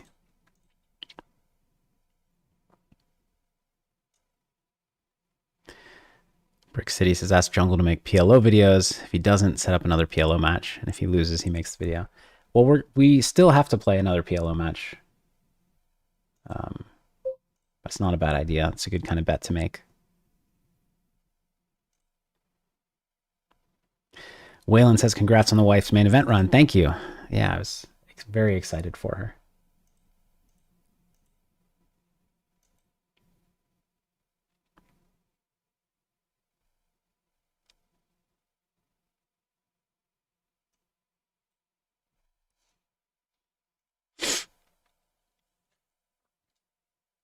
Joey, good to see you in here. How you doing? Brian Slade says, seems older Phil is much nittier than full tilt Phil. That's probably true. Or that's definitely true.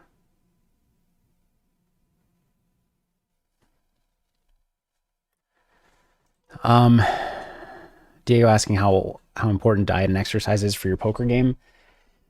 You know, I think that sleep is exceptionally important for your poker game, and I think diet and exercise impact sleep. I think that is more of the impact than the direct correlation between diet, like eat good food and feel more sharp.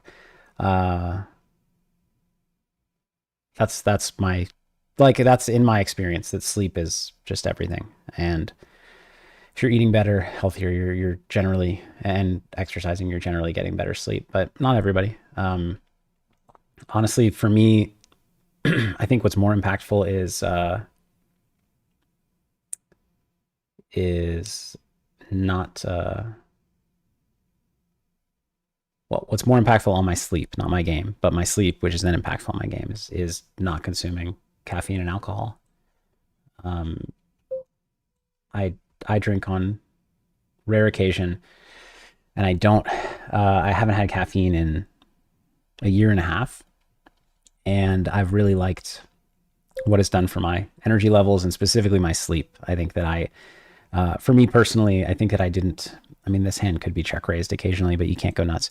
I don't think I processed or metabolized caffeine very quickly, and so even though I would just have it in the mornings, it definitely impacted my sleep at night. So that's worked for me. I know some people can down a coffee right before bed and sleep fine. So that's not advice for any of you out there. But I do think that whatever gets you to sleep better is it's going to help your poker game the most. And obviously, obviously doing healthier things is good for your emotional state, mental health, and clarity of mind. But actually, like,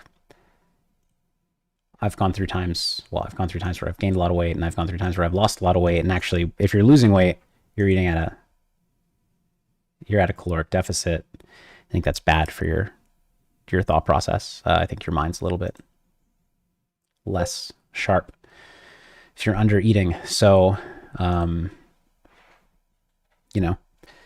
if you want to do that, maybe time it with not during your challenges if you're playing heads up PLO challenges.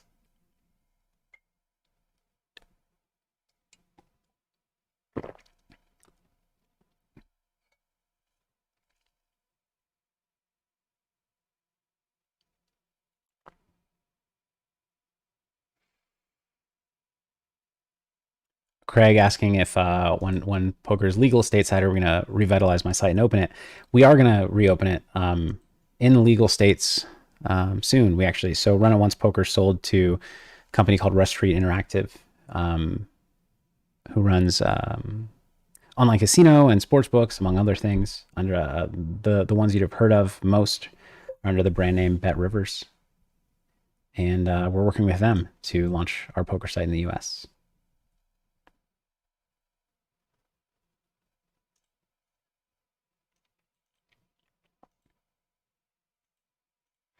Paul K says, "Hi, Phil. I'm in the middle of the Peter Clark from the Ground Up course, and it's been so informative and great. Thanks. Awesome. I'm really glad to hear that. That was the first. Was that the first course? That's the first course that we made at Run It Once from scratch, and we worked closely with him. But I mean, the credit all goes to Peter Clark. Credit goes to us for choosing a great person to make the from the ground up course. But I'm glad you're enjoying it. I hear that from everybody. That's an awesome course, and I mean, I've watched a lot of it myself, and I think it's great too." Pat Baldwin says, "Hopefully tonight we won't have any suspected burglary in the Galfon household." LOL. Yeah, a couple streams ago, our alarm went off for reasons we never determined, but I don't think anything was missing.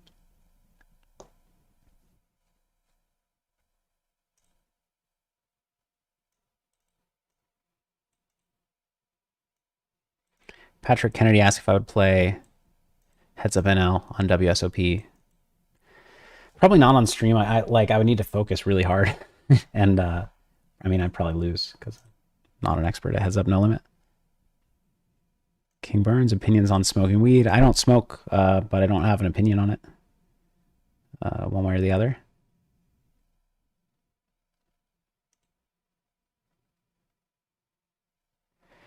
Brick City. Phil, have you seen Upswing's PLO course where they explain the heads-up match between you and Chris Winner? No, I have not. I didn't know. I guess we played a session or two. I don't remember.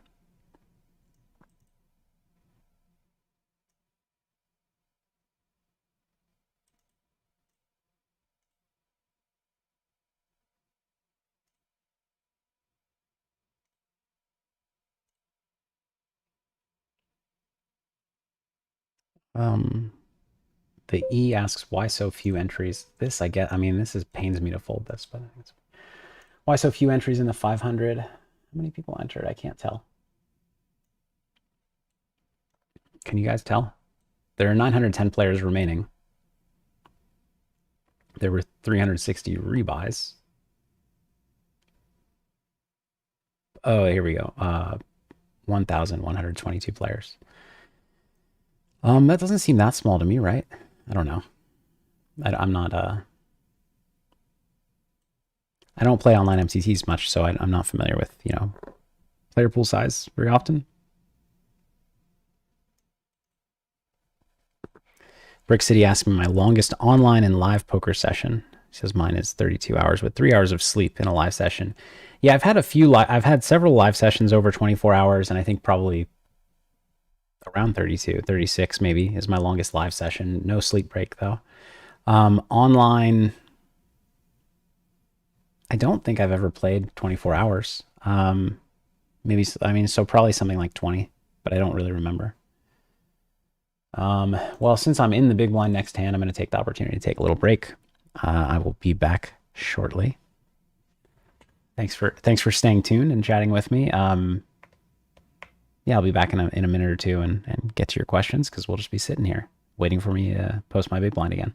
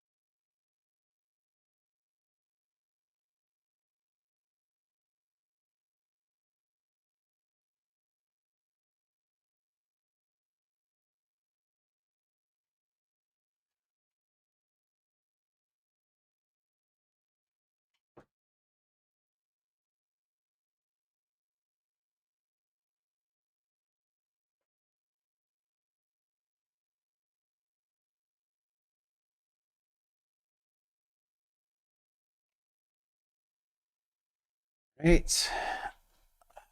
Okay. Just trying to get a little less sore from sitting.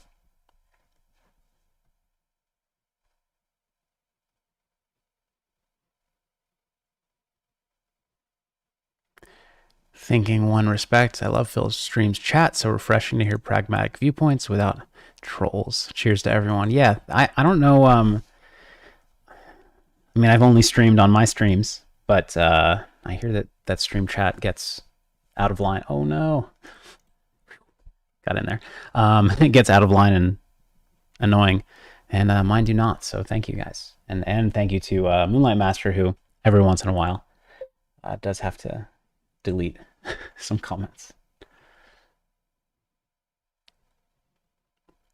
Daniel Smith asks if I had withdrawal when I quit caffeine. Yes, absolutely. So I'd been wanting to try quitting caffeine for a bit, and but I was just like, I knew that it was. I talked to friends who had quit and gone back, but they talked about the experience quitting, and here I'm gonna just keep betting.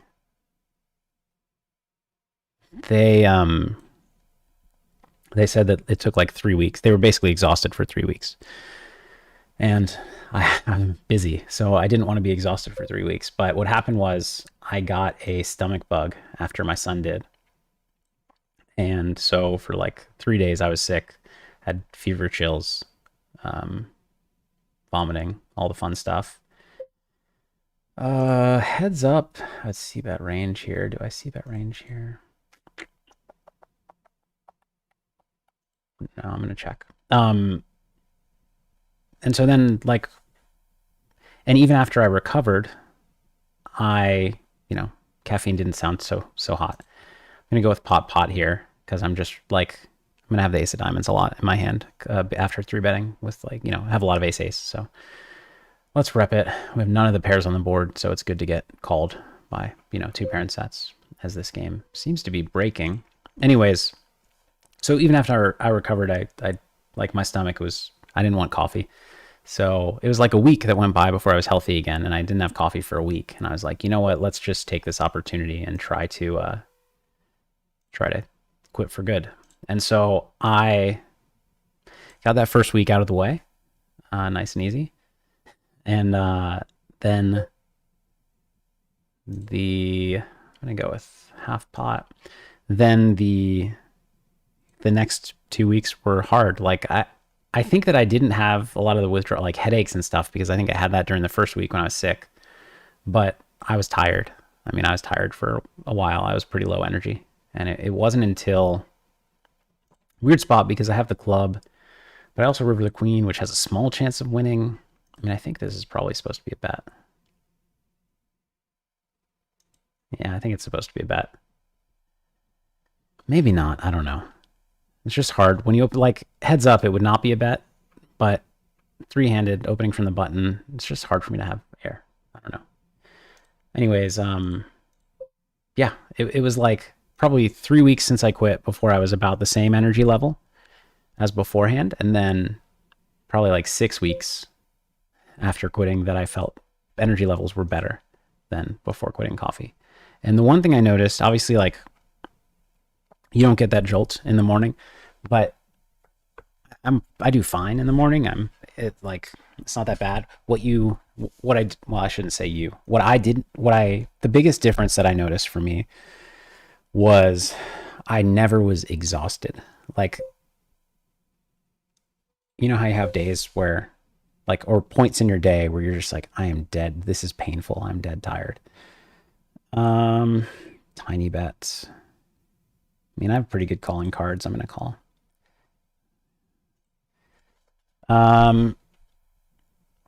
So yeah, for me, it was like the lows are gone compared to when I used to drink caffeine. It's not for everybody. And I definitely get better sleep. Like, I mean, I track my sleep, and I definitely get better sleep since quitting caffeine. So it works for me. Definitely not recommending it to everybody. It's a lot of people also, I know a lot of people love their morning coffee. Like, it's an experience for them. For me, it never was. It was just utility. You know, I wanted caffeine in the morning. I didn't dislike it, but I didn't really like it. So if it's like something you're passionate about, like I know a lot of people are, well, I don't think you need to cut it out.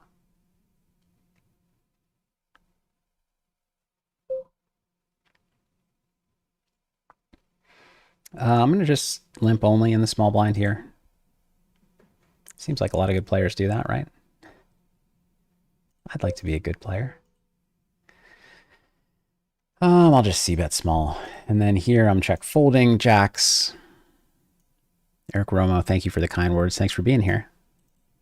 I feel like I missed a lot of comments. Yeah.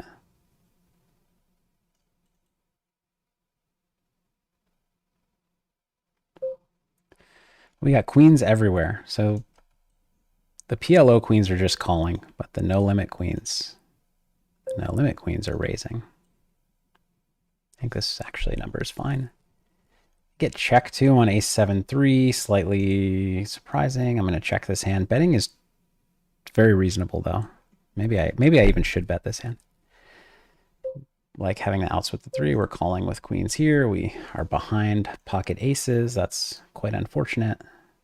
And we're going to check queens here again.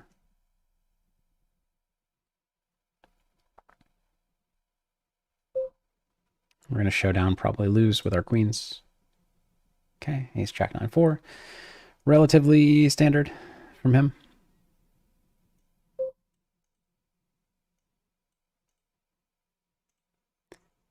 Douglas English. In one session and or one challenge, what's the most you've been down only to turn a profit in the same session or challenge? Good question. 6-5 suited at this stack depth. I don't know. I'm going to call. And queens, I think is pretty dicey, but I'm going to call queen 5-4.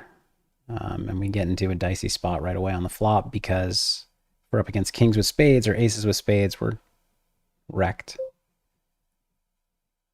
But I don't think we get to fold.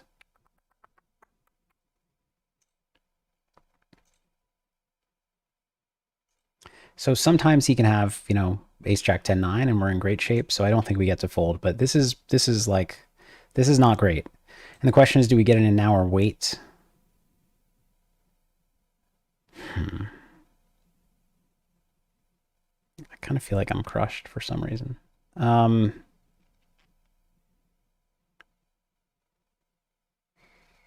just gonna get in now after tanking for 100 minutes. Okay, we're actually in very good shape, but we lose. Oh no, we win.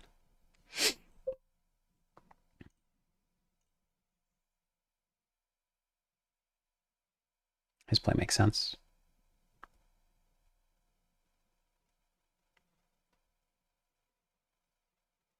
Oh, so biggest downswing to come out of it. Obviously, the Veni challenge is the biggest downswing in an individual challenge to come back, but in an individual session, I just don't remember, honestly. There have been a lot of them, but clearly none that were memorable enough.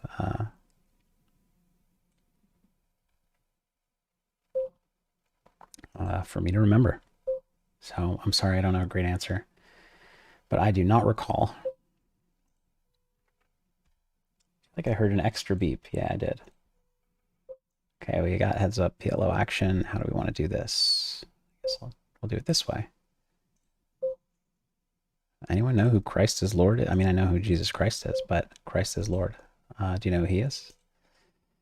Check back flop.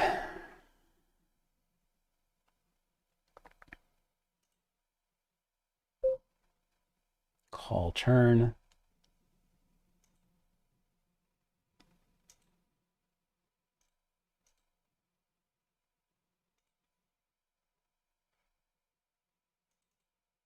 The heads up match has resumed. I'll just keep that off to the side for me. And then I'm got a bluff river. Really unhappy about it though, because I just think I don't know why I think he's calling, but ace 9 blockers, absolute bottom of my range. That's just a very clear bluff.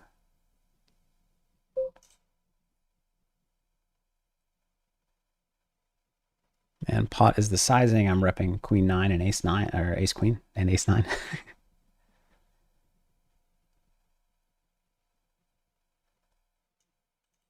Cheesecake asks why I get so many junk PLO hands. I don't know. Must be like a software issue. Easy check call.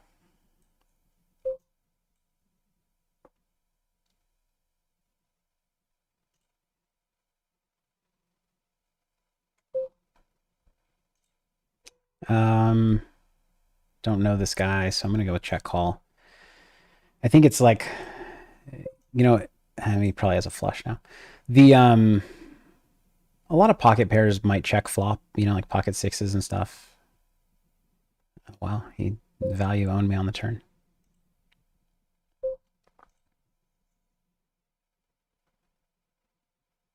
Craig says my demeanor encourages good behavior from the chat. Thank you. I think it might have an impact. We're 3-betting here. Oh no, we don't get to because he limps as well.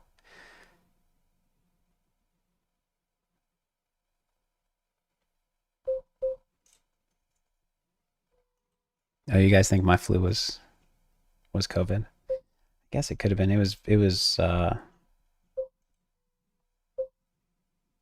2020 or 2021? I feel like this is a check call.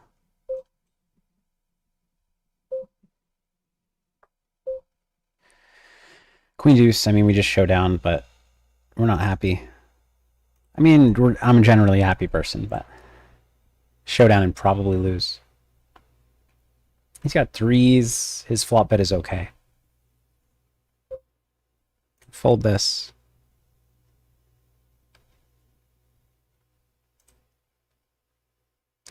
8-8 deuce deuce. We're gonna 3-bet. Nope. Every time I say that, he limps.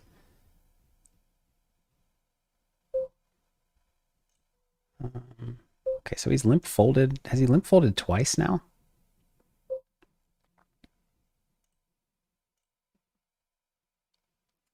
This is a check. It's almost a bet, and it wouldn't be the worst bet.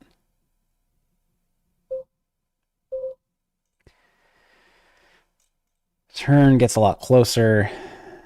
I'm going to go ahead and bet the turn. It's kind of a value protection, good cards in my hand related to the board bet, and now we just show down despite having the ace of diamonds.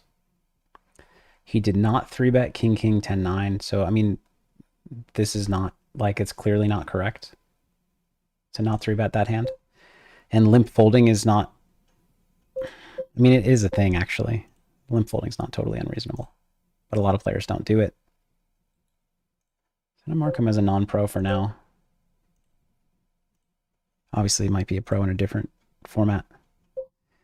And obviously, you know, judging somebody off of 1 or 2 hands is not the...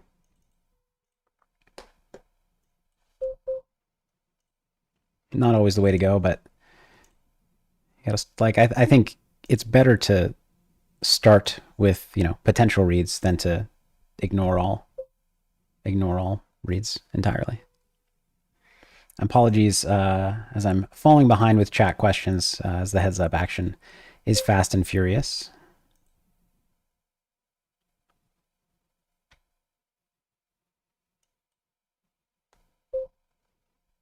Get checked to on the turn. So good strategy here is, like, you do a lot of small betting. I'm a little nervous to do it against him for some reason. I'm just going to check. I have 2 overcards to my jacks, so it's not like I need a ton of protection.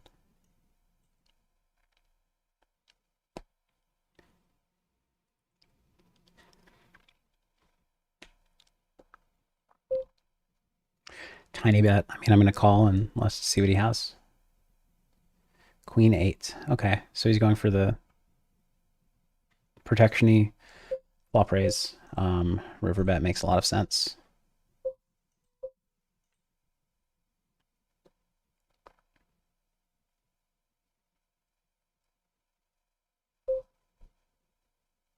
Gonna check call here. Oh, now we have the nuts. When he checks back turn, he's not going to have a lot of 2-pair on the turn, especially because, like, flop 2-pair are still good enough to bet. So I'm going to go for the check raise, hope he rivered ace deuce. Or finds a bluff.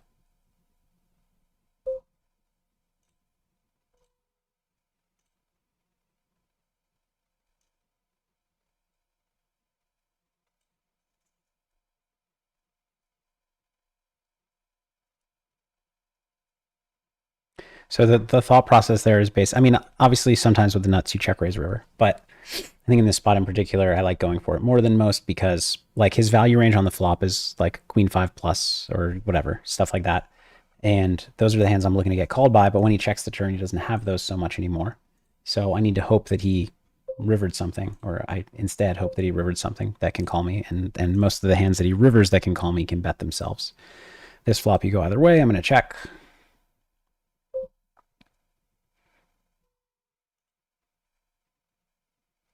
We'll check back once again.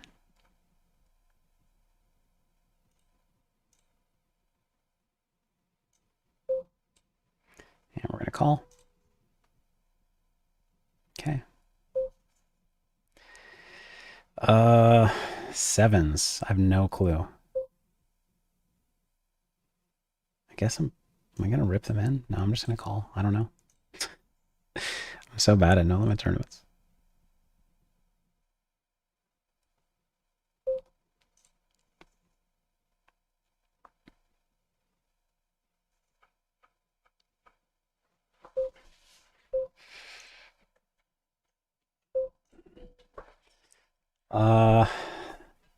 Not gonna fold sevens. Am I just gonna raise, get it in? I think I'm just gonna call. But I do struggle, like, I end up being too passive in no limit tournaments. I know that. So this is a bluff in theory, because it's like one of the worst hands I can have.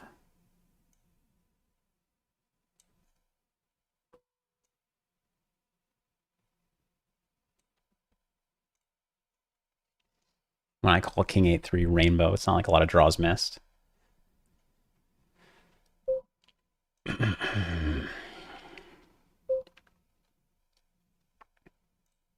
go either way on this flop. Let's check.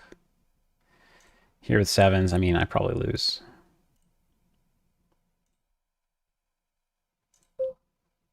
I don't think I win. I'm going to make a tight fold. Here, he's betting small enough that I'm going to call with queen eye flush. Draw. Okay, good fold me.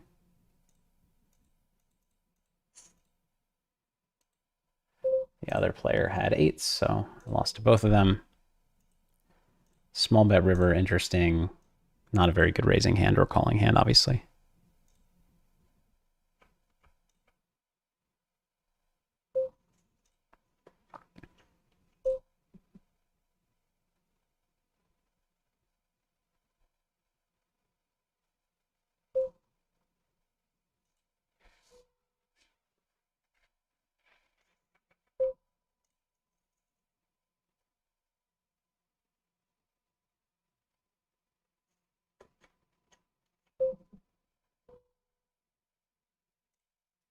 With the jack of spades, we'll go ahead and bet here.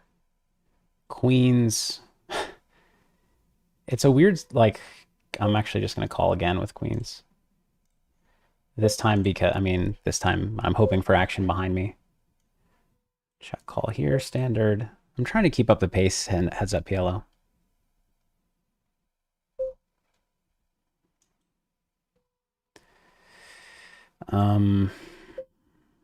Seems like it's going to be hard to lose this no limit hold'em hand, although famous last words. This is a call of the 3-bet, even though it looks like a very ugly hand. I'm going to check back queens.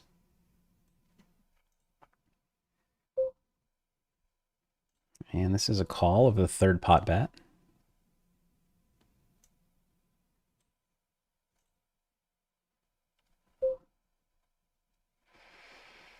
And I'll go with check turn. And I'll value bet river. And value bet and call a raise with 3 diamonds in my hand. Okay. Gonna 3-bet. Nope, he never lets me 3-bet, does he? It's like he can hear me. Here with queens, I guess I'm gonna half pot. This is weird. I don't really know. This is a weird spot. We'll raise here. Get snapped. Small bet with my range. Against queens, he had a 9 on the turn. Okay.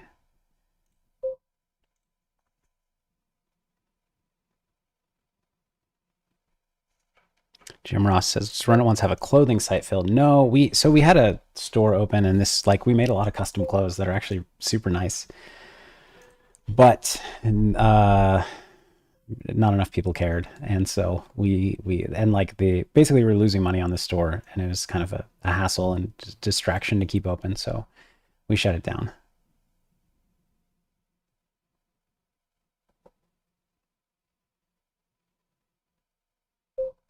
Easy turn call now on the river.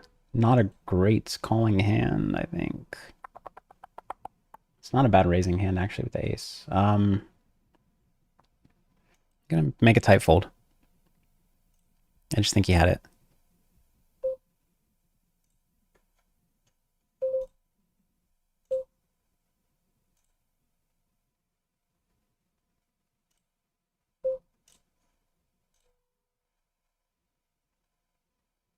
Reef Siegel noticed the Viore shorts. Love Viore. Yeah, I love their clothes too. I only discovered that. A friend told me about them this, like, I don't know, 4 months ago. Do we just, I don't think we jam.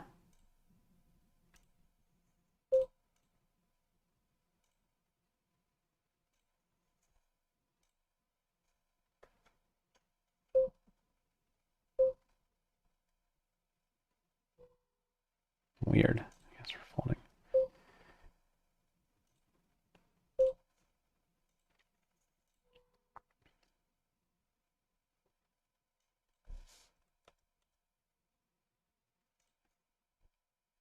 Gonna c-bet and obviously go with the eights. Not that I expect to get raised too often, but sometimes. There we go. I think just rip it in here. Check range on 365. He's gonna have some worse hands for value, and I can just rip in like king 5 suited and stuff. Gonna check call with a gut shot. Wow, I had a big hand. And that's gonna be the end of me. Check fold here. Oh, we missed the re-entry period. All right, so no more tournaments. We're gonna update the update the title momentarily.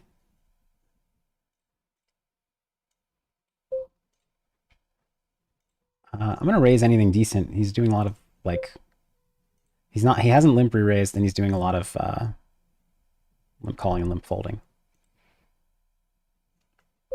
So I think anything decent makes a good raise. Awkward spot on the turn. I'm gonna bluff. A very connected board, and like a limp calling range struggles to defend on that board, and I have, you know, the right amount of equity that like doesn't want to bet call but is happy to, or sorry, doesn't want to check call but can bluff. Can bet this with the open ender, even though my kickers are bad.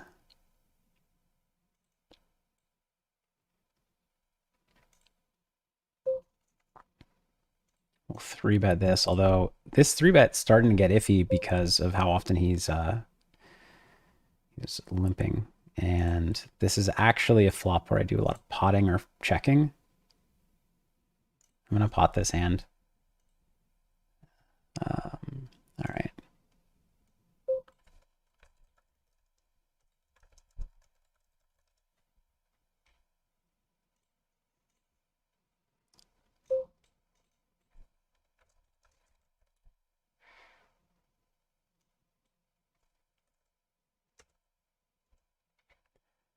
Check this back. All right, we are updating the title.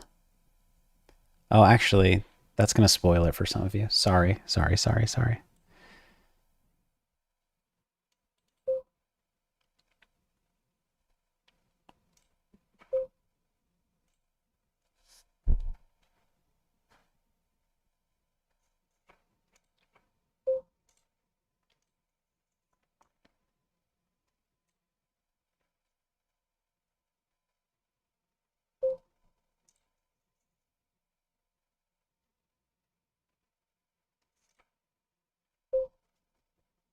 I'm going to keep raising the decent hands against the limps. Bad flop for me. Range and hand. He's doing a lot of small betting, which is fine. But just, it's sometimes important to keep in mind, like, to plan your checking ranges based on how often you're seeing big bets and small bets. Now we see the big bet, but we can obviously continue. I don't think I want to raise here, though it's not bad to.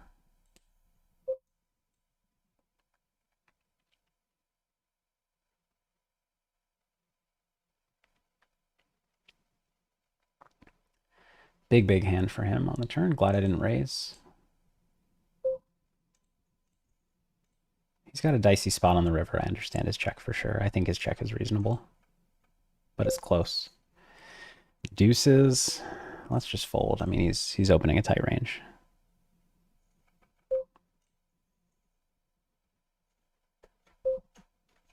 Good flop. Let's bet.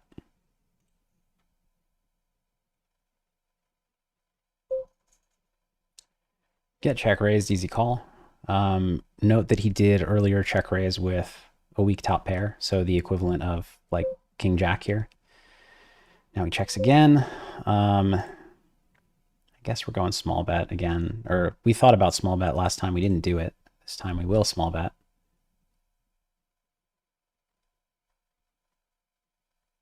This is maybe, uh-oh. This is not good. We're going to start by calling. So it's just interesting, I guess, like, is he really, because last time if he's thinking about the last hand, I didn't bet the last time. So sometimes when people think back to a previous hand, they like want it to play out like it did last time.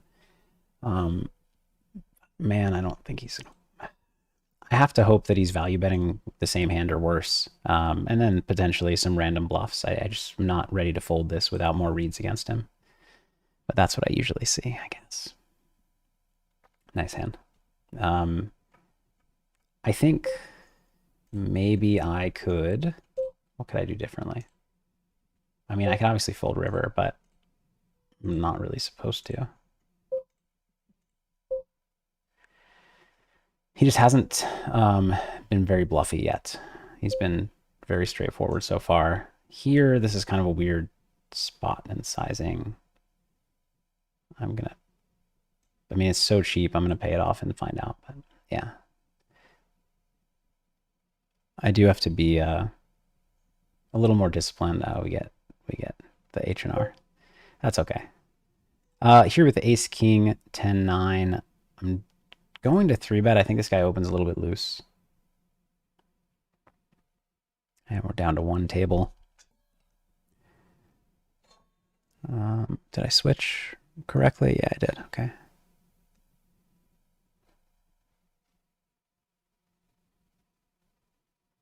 Bitcoin asks, do I think that a limping strategy on the button against someone who 3-bets a lot pre-flop and never rarely folds makes sense, or better just to raise a little tighter?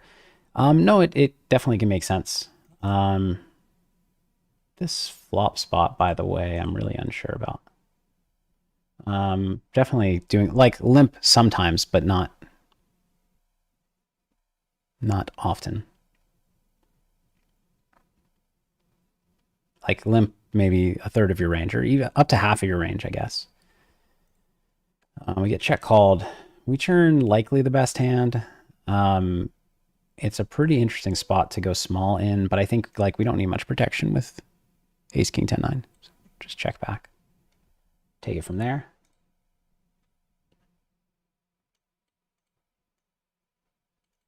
CJ Dunn, thank you for the kind words. I'm going to check this down pretty clearly. We lose to Jack 10. We did need a little protection against that.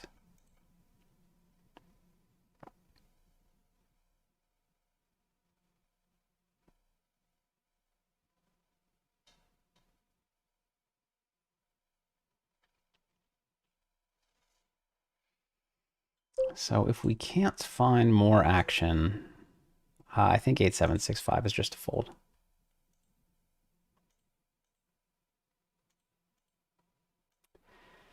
Yeah, I have a feeling we're not going to find more action. So we might call it quits on the earlier side tonight, which is, you know, not bad. Oh, we have 1,000 viewers now, which is more than we've had in a while. So it's kind of a bummer to potentially quit. How do we find? I mean, we can't really force action. We're sitting.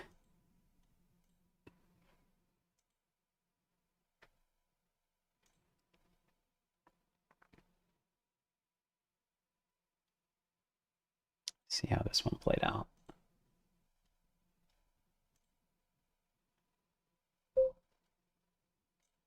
I'll go ahead and raise.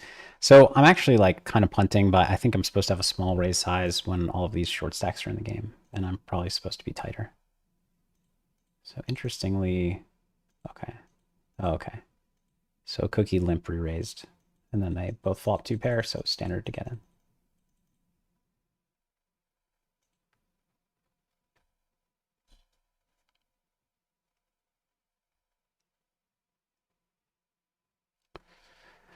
Yeah, Moonlight, no bracelet for me this year. That's okay.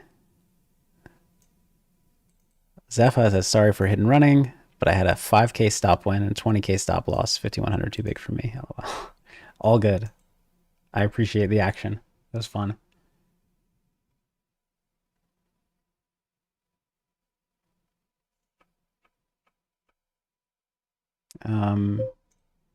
Fold.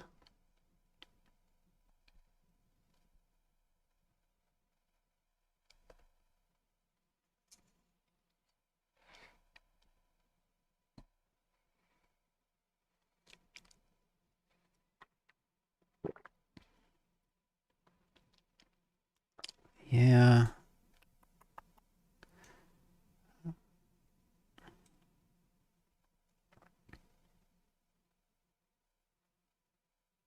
Zepha, I'm glad that was the highest you've ever played. Then I'm glad you won. Well done. I don't recommend doing that again, but it is fun to take a shot, have a good stop loss and a stop win in mind, as long as it's within your means.